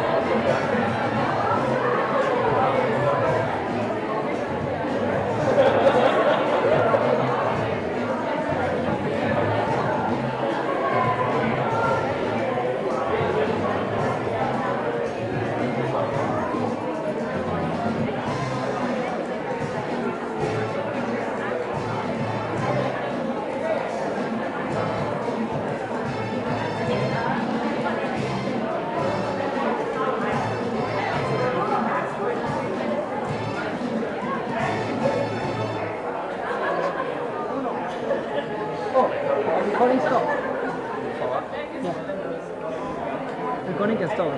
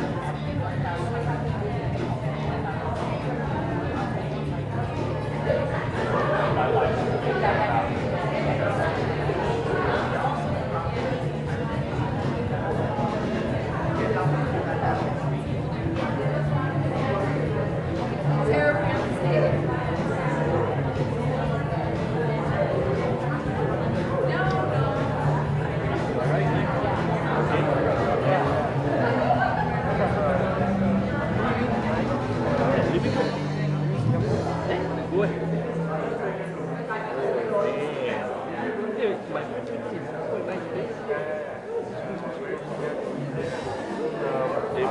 got a lot of things and it's really quite fun.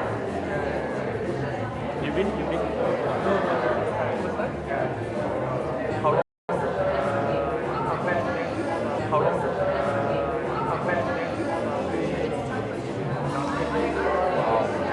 Wow. That's good. I haven't done this for years now. Maybe I should go to Thailand. Yeah, maybe I can go to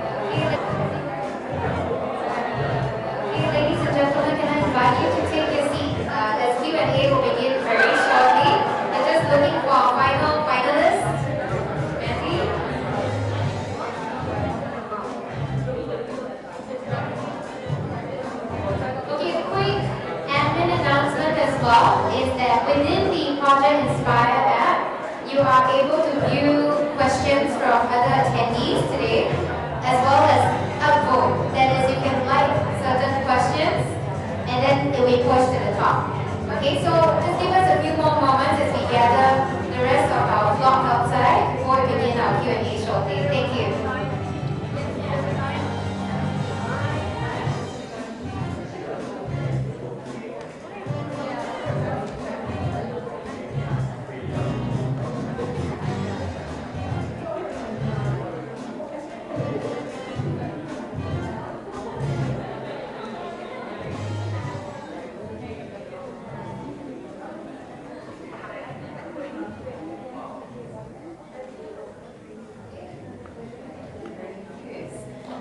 Okay, to lighten the mood up a little bit, how about we take a few photos, selfies, hashtag Project Inspire. You know, you can do wee-wees to the people to your left, to your right, or all 9 people to your left, to your right. Or we can do a wee professionally.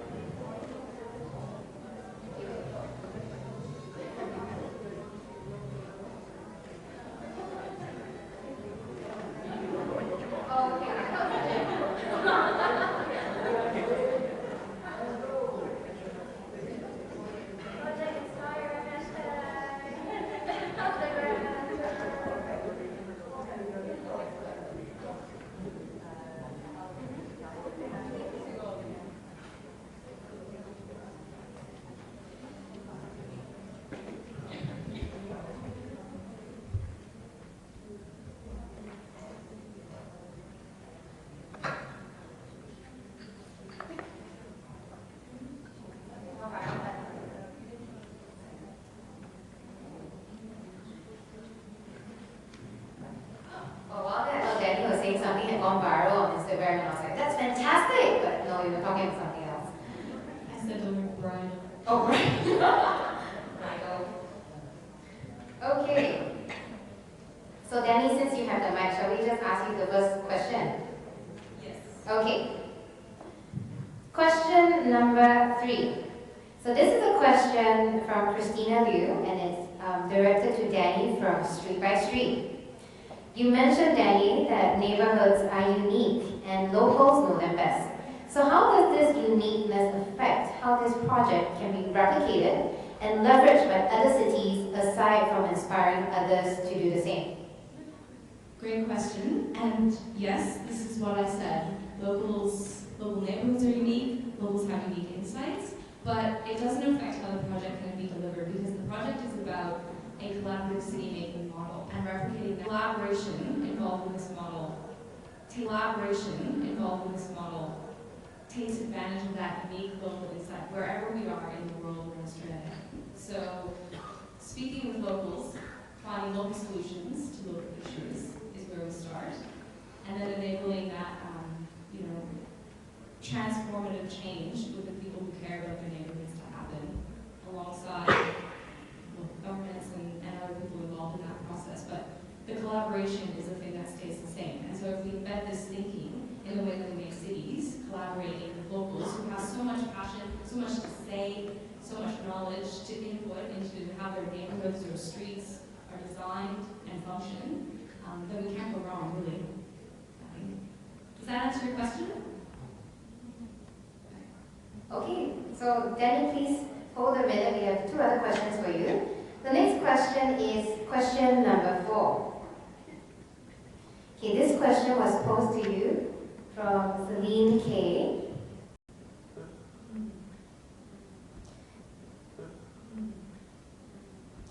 So for Danny from Street by Street, one of the biggest problems in the world is violence against women. Women in such situations should also have protection and they should be empowered to stand independently.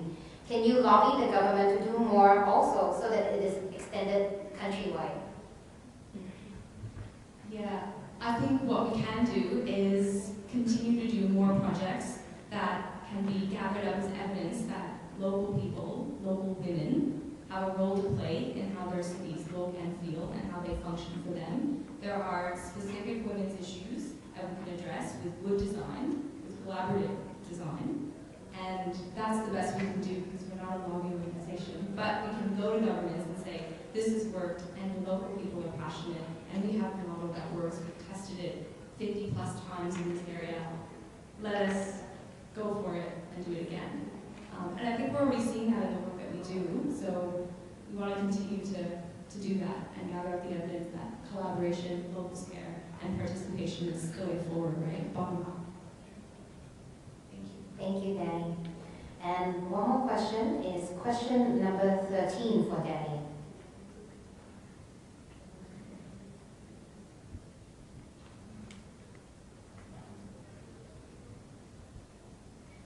All right, this question is from Wei. For Danny, I think the idea of getting the community to have a sense of ownership towards their neighborhood is great, and in the long run, I see lots of benefits out of it. I love the idea that it promotes the community to look out for one another. However, is the project street by street involving anyone who wants to join? Is it only all females? Because if it is, I see a potential formation of in-group and out-group, and even deeper distinction between the males and females. This may pose an even more serious problem in the long run. Thank you, Lily. It's a very good comment. Our project does involve anyone who wants to join. I responded to this comment in the Project Inspire app, and I said that civic champions are made by the willing. So anyone who's willing to join us is welcome, of course. It's a great point about the potential division between male and female. So we don't want to at all foster anything like that, because that's not our ultimate goal, or working towards our ultimate goal of building resilient and inclusive cities. So inclusive neighborhoods include everyone. So of course we won't leave men out of the equation. But I think we want to ensure that women are adequately represented in an area where they're not presently adequately represented. Thank you, Danny. Thank you. All right. So I have two questions that are addressed at all participants today. So the first one is question number 4. And this one here should be a very easy shout out. Question number 4 asks,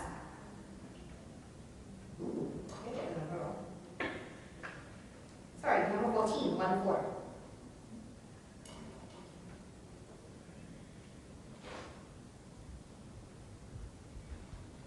A guest actually says, to all organizations, how can audience members volunteer or become involved with these organizations after today's event? How can we help you to achieve your missions? So I invite people maybe from the left, all the way from Linda, all the way. Just say real quick, what is your social media handle, and what is the one thing that you like the audience to help you with today? I should be the last one. I keep going on. Let's go, Mama, just one, let's go. Just reach out. There are many ways you can help us. The model is replicable. Please just reach out. Find us, Colors Foundation, and write to us. We're on Facebook, we're on Instagram, we're on Twitter. So please just write to us and then we can figure out. Thanks.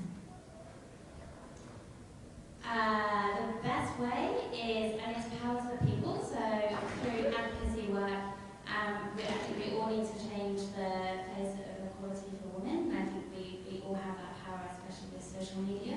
I guess directly, you can help by helping us do our work by providing funds, and there's potentially opportunities for volunteering, so we also provide technical support to both of our organisations, and we do that remotely and in country as well. So loads of opportunities, and great question. Thank you.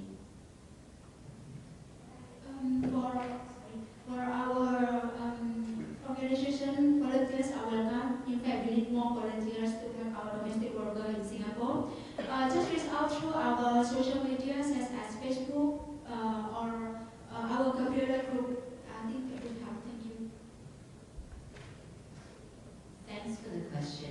It's really impressive that someone's actually thought to ask this. And the simple answer is www.generation414.com. So please contact us or come speak to us today. So we are always looking for swimming teacher and graphic designer to able to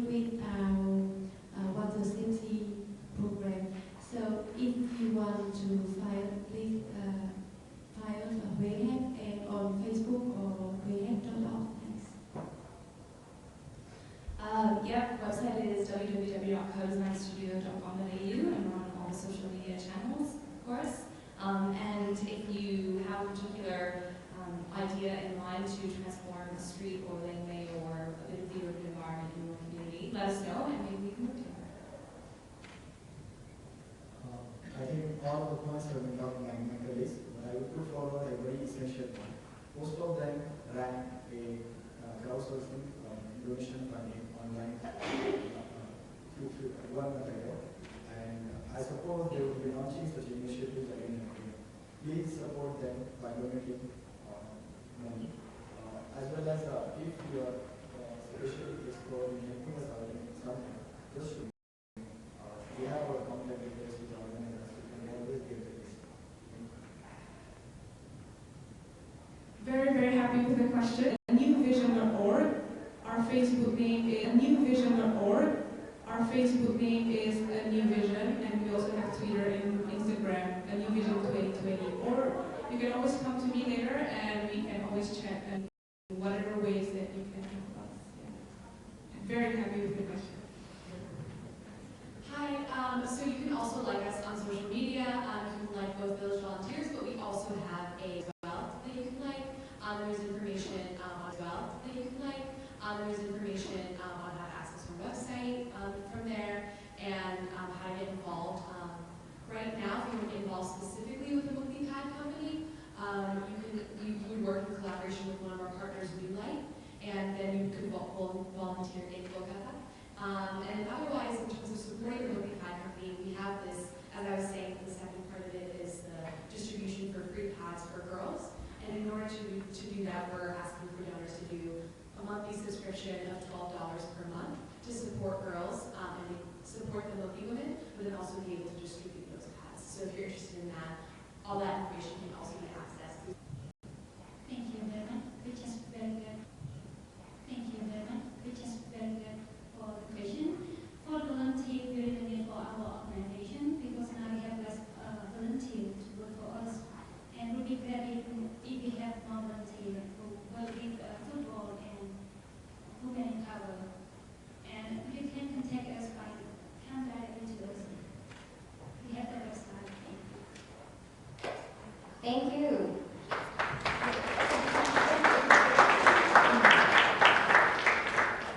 Okay, the final question that we have for today goes to Mandy from Gen 414. This is question number 6.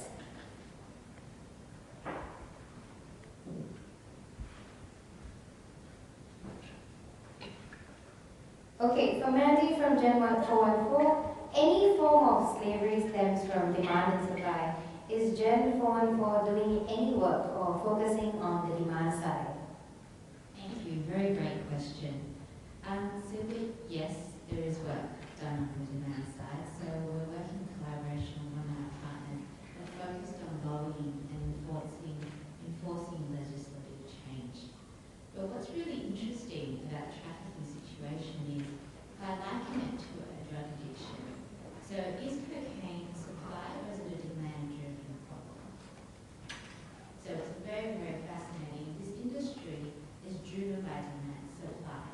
The supply creates the demand and then it drives itself. So what we're focused on is multiple approaches. So yes, we are covering the demand, but at the same time, our key focus has been, and that's why we focus so much on funding for the supply.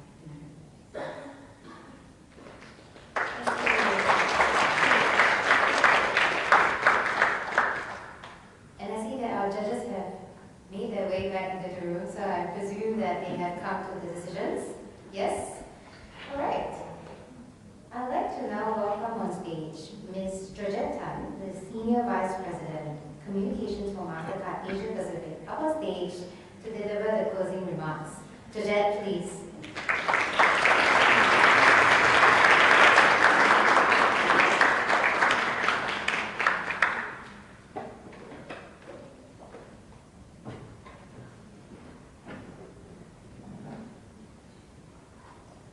Good evening, ladies and gentlemen, and I'm really truly delighted that about 30% men, about 30% men in the audience. That's not bad.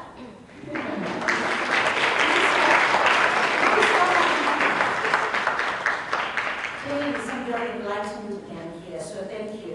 On behalf of Mastercard and also speaking for the Singapore Committee for UN Women, I think this is our 6th year, as you know, for Project Inspire.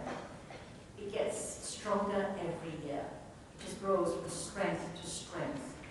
The quality of the submissions, it gets harder and harder, not just for the judges, but certainly for the team that works, you know, from day one to pull the program together, to read every submission, to ask the burning questions.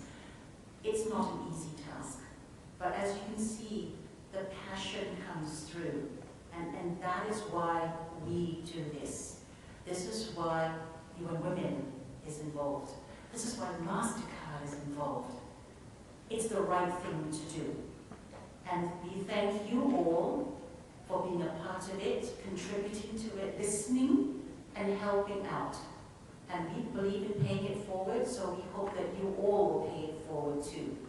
So you don't want to listen to me speak, you want to hear the judges give their deliberation, their results at the end of the day. So, Justine, would you like to come up and provide the, do the honors? Oh. You're violating this. What's next? They want me to tell what happened in the building, not the result. That's the description. Yeah, exactly. So I'll only be able to say what happened in there. I'm not allowed to say who won. And you know, since I've done it for a few years, I have the luxury of being able to compare across cohorts. And I would say this cohort was quite special in a particular way. Partly perhaps because of the theme, and I was actually worried when I saw the theme for the first time, because we have gotten a little too obsessed right now by saying we need to have the perfect financial revenue model to solve all societal problems, right? So it's a social enterprise, a lot of people equate it when you build a business. But here was a challenging problem, which you can't necessarily completely get the numbers to add up. At the same time, the personal connection this time, the problem that people had, I would say, to be honest, was far more than I've seen in the past. Because once you're building a business, sometimes, you know, the numbers take over and the emotional connect becomes looser. So I would, you know, really commend for the personal passion that they brought. It's always been, you know, extremely passionate, but this time, given the nature of the topic, I thought, you know, this group was really passionate.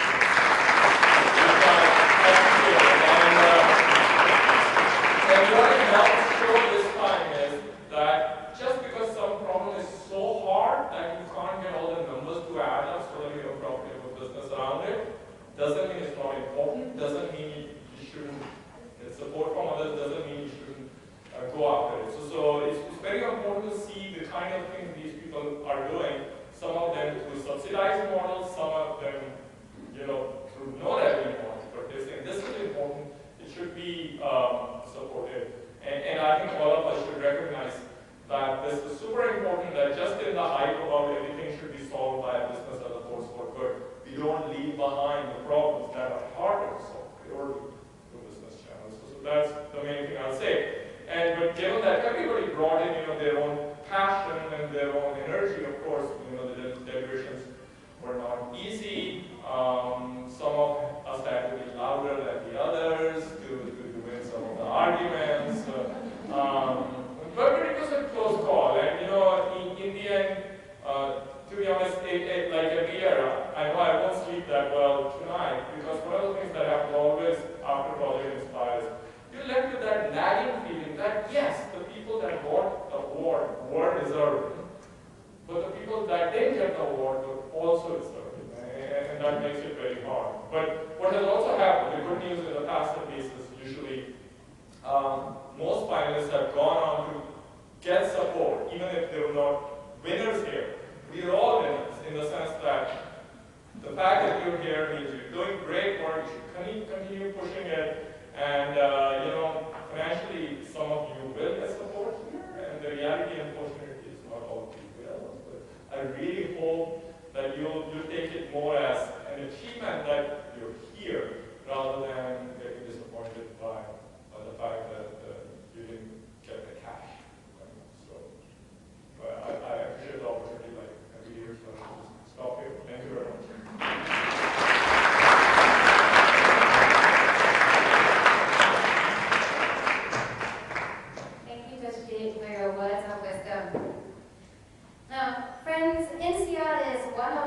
global business goals, and it is also a close partner of Project Inspire. The faculty have invited Project Inspire finalist teams to apply for their annual INSEAD Social Entrepreneurship Program in Singapore. And we are excited to share that INSEAD has offered up to 3 selected finalist teams full scholarships.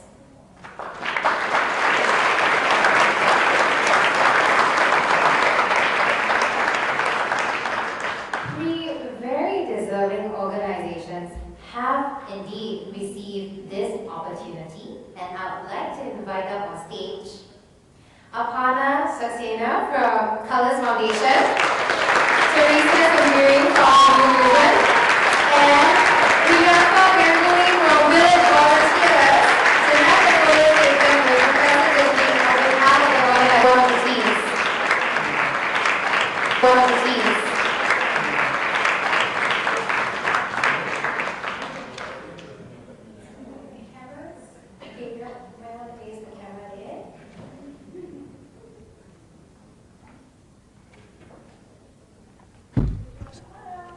Hashtag Watch Inspire.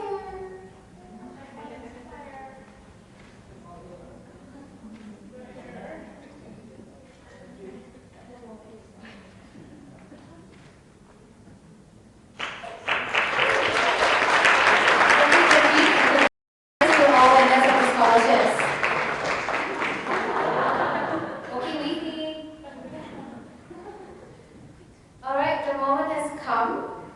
I have with me the final Ms. Trina Liang Lin and Ms. Trina Liang Lin and Ms. Georgette Tan, co-founders of Project Inspire, to present the awards to our finalists and our winners.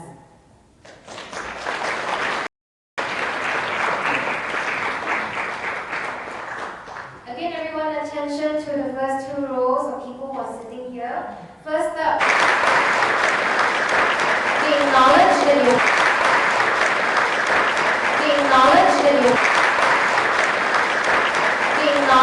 your work has made a difference in the world, and each of you are a winner for making it this far into a very competitive year, regardless of tonight's final results. So please come on stage as I call your name to receive your award of recognition.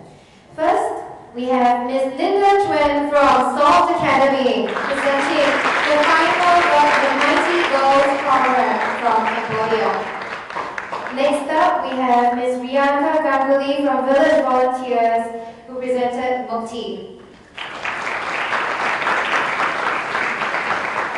Next up, we have Ms. Teresa Samiri representing a new vision for women's right to sight, based in Indonesia.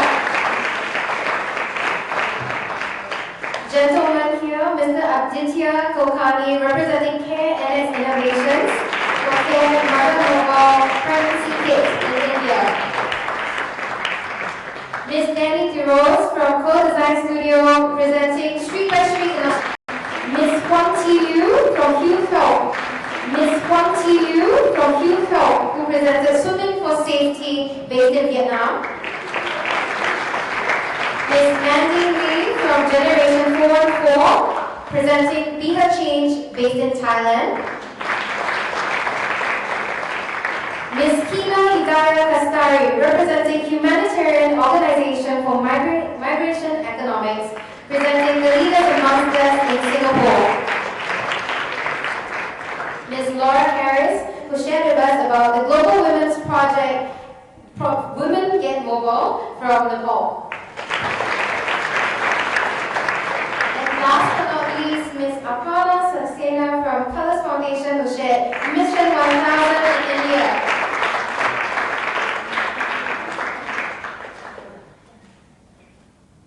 Okay, everyone, can I ask that we do a nice group photo? Make sure that your faces can be seen by the camera. I think I'll just give only Joe.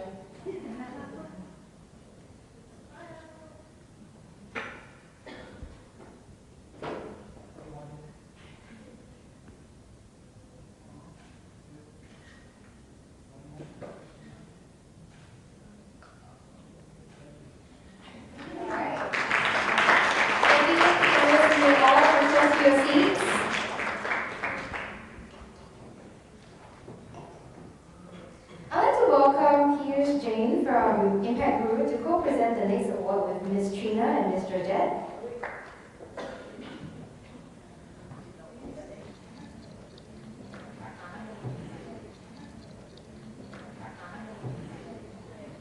So Project Inspire has worked with Impact Guru for our semi-final stage.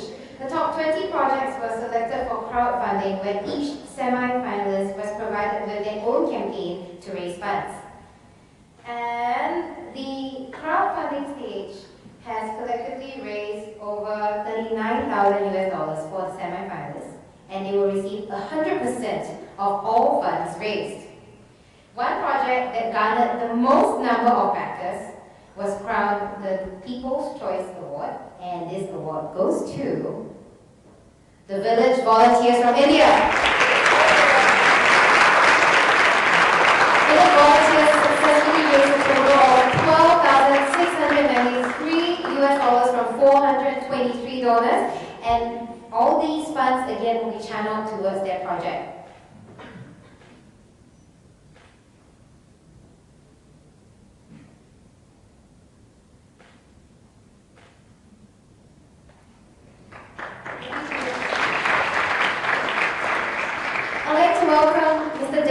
From Azaz up on stage to present the next award with Miss Trina and Miss Georgette.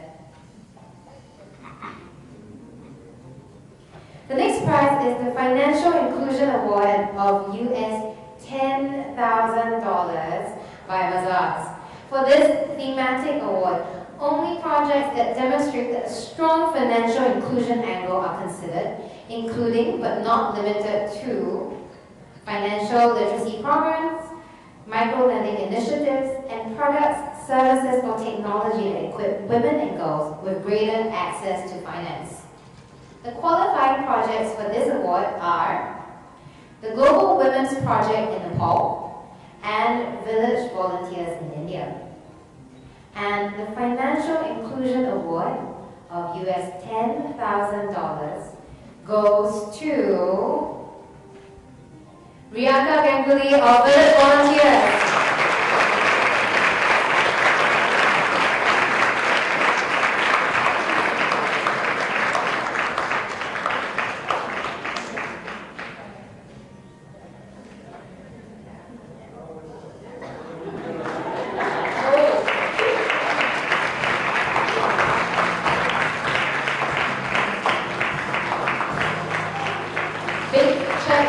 Difference in the world of financial inclusion for women and girls.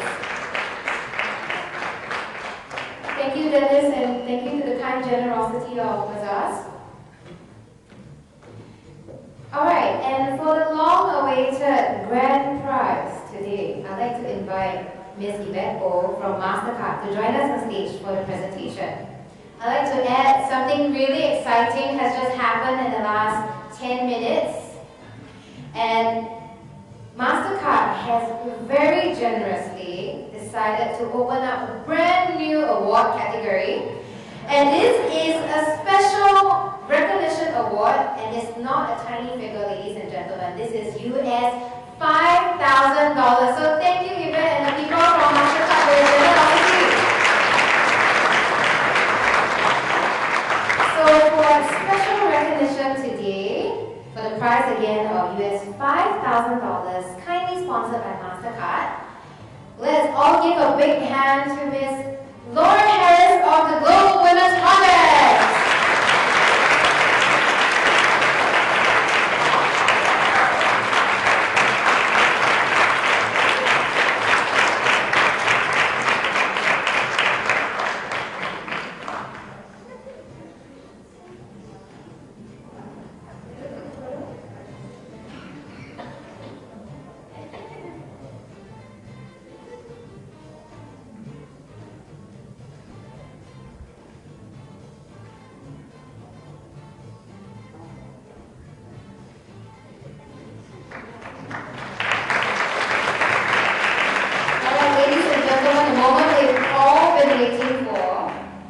Project Inspire 2016 Grand Prize of US $25,000 goes to,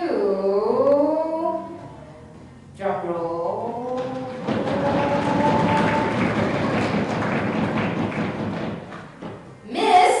Aditya Kulkarni from Care and Innovation. Congratulations to Care and Innovation.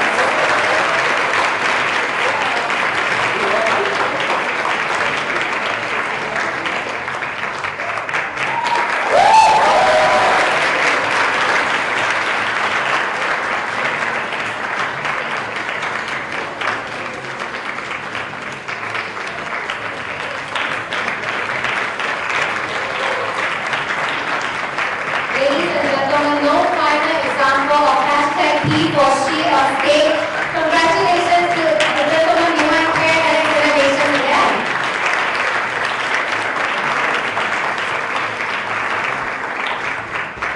With the grand prize, Care NX Innovations will be able to channel the funding towards their project, which is the Care Mother Mobile Pregnancy Test Kit in India, and reach out to more pregnant women in rural villages to grow their impact. So congratulations once again to Care NX Innovations. Thank you, Ms. Trina, and continuing with that.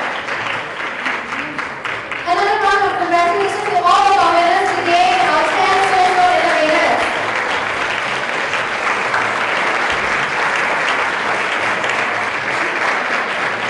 Now we certainly look forward to the development of your projects. Big thanks again go to our incredible sponsors, without whom Project Inspire would not be possible. Thanks to our founding partner, Mastercard, our knowledge partner, INSEAD, strategic partner, Bain & Company, and supporting partners, Bazaars, program partner, Independent Project Analysis, as well as new program partner, Own Your Brilliance, and finally, crowdfunding partner, Impact Guru. We hope you had an inspirational night. There are 16 days of inspirational events that continue after today to raise awareness on ending violence against women. So I invite you to find out more on PTEX, and we hope to see you again next year. Thank you very much and have a very wonderful evening.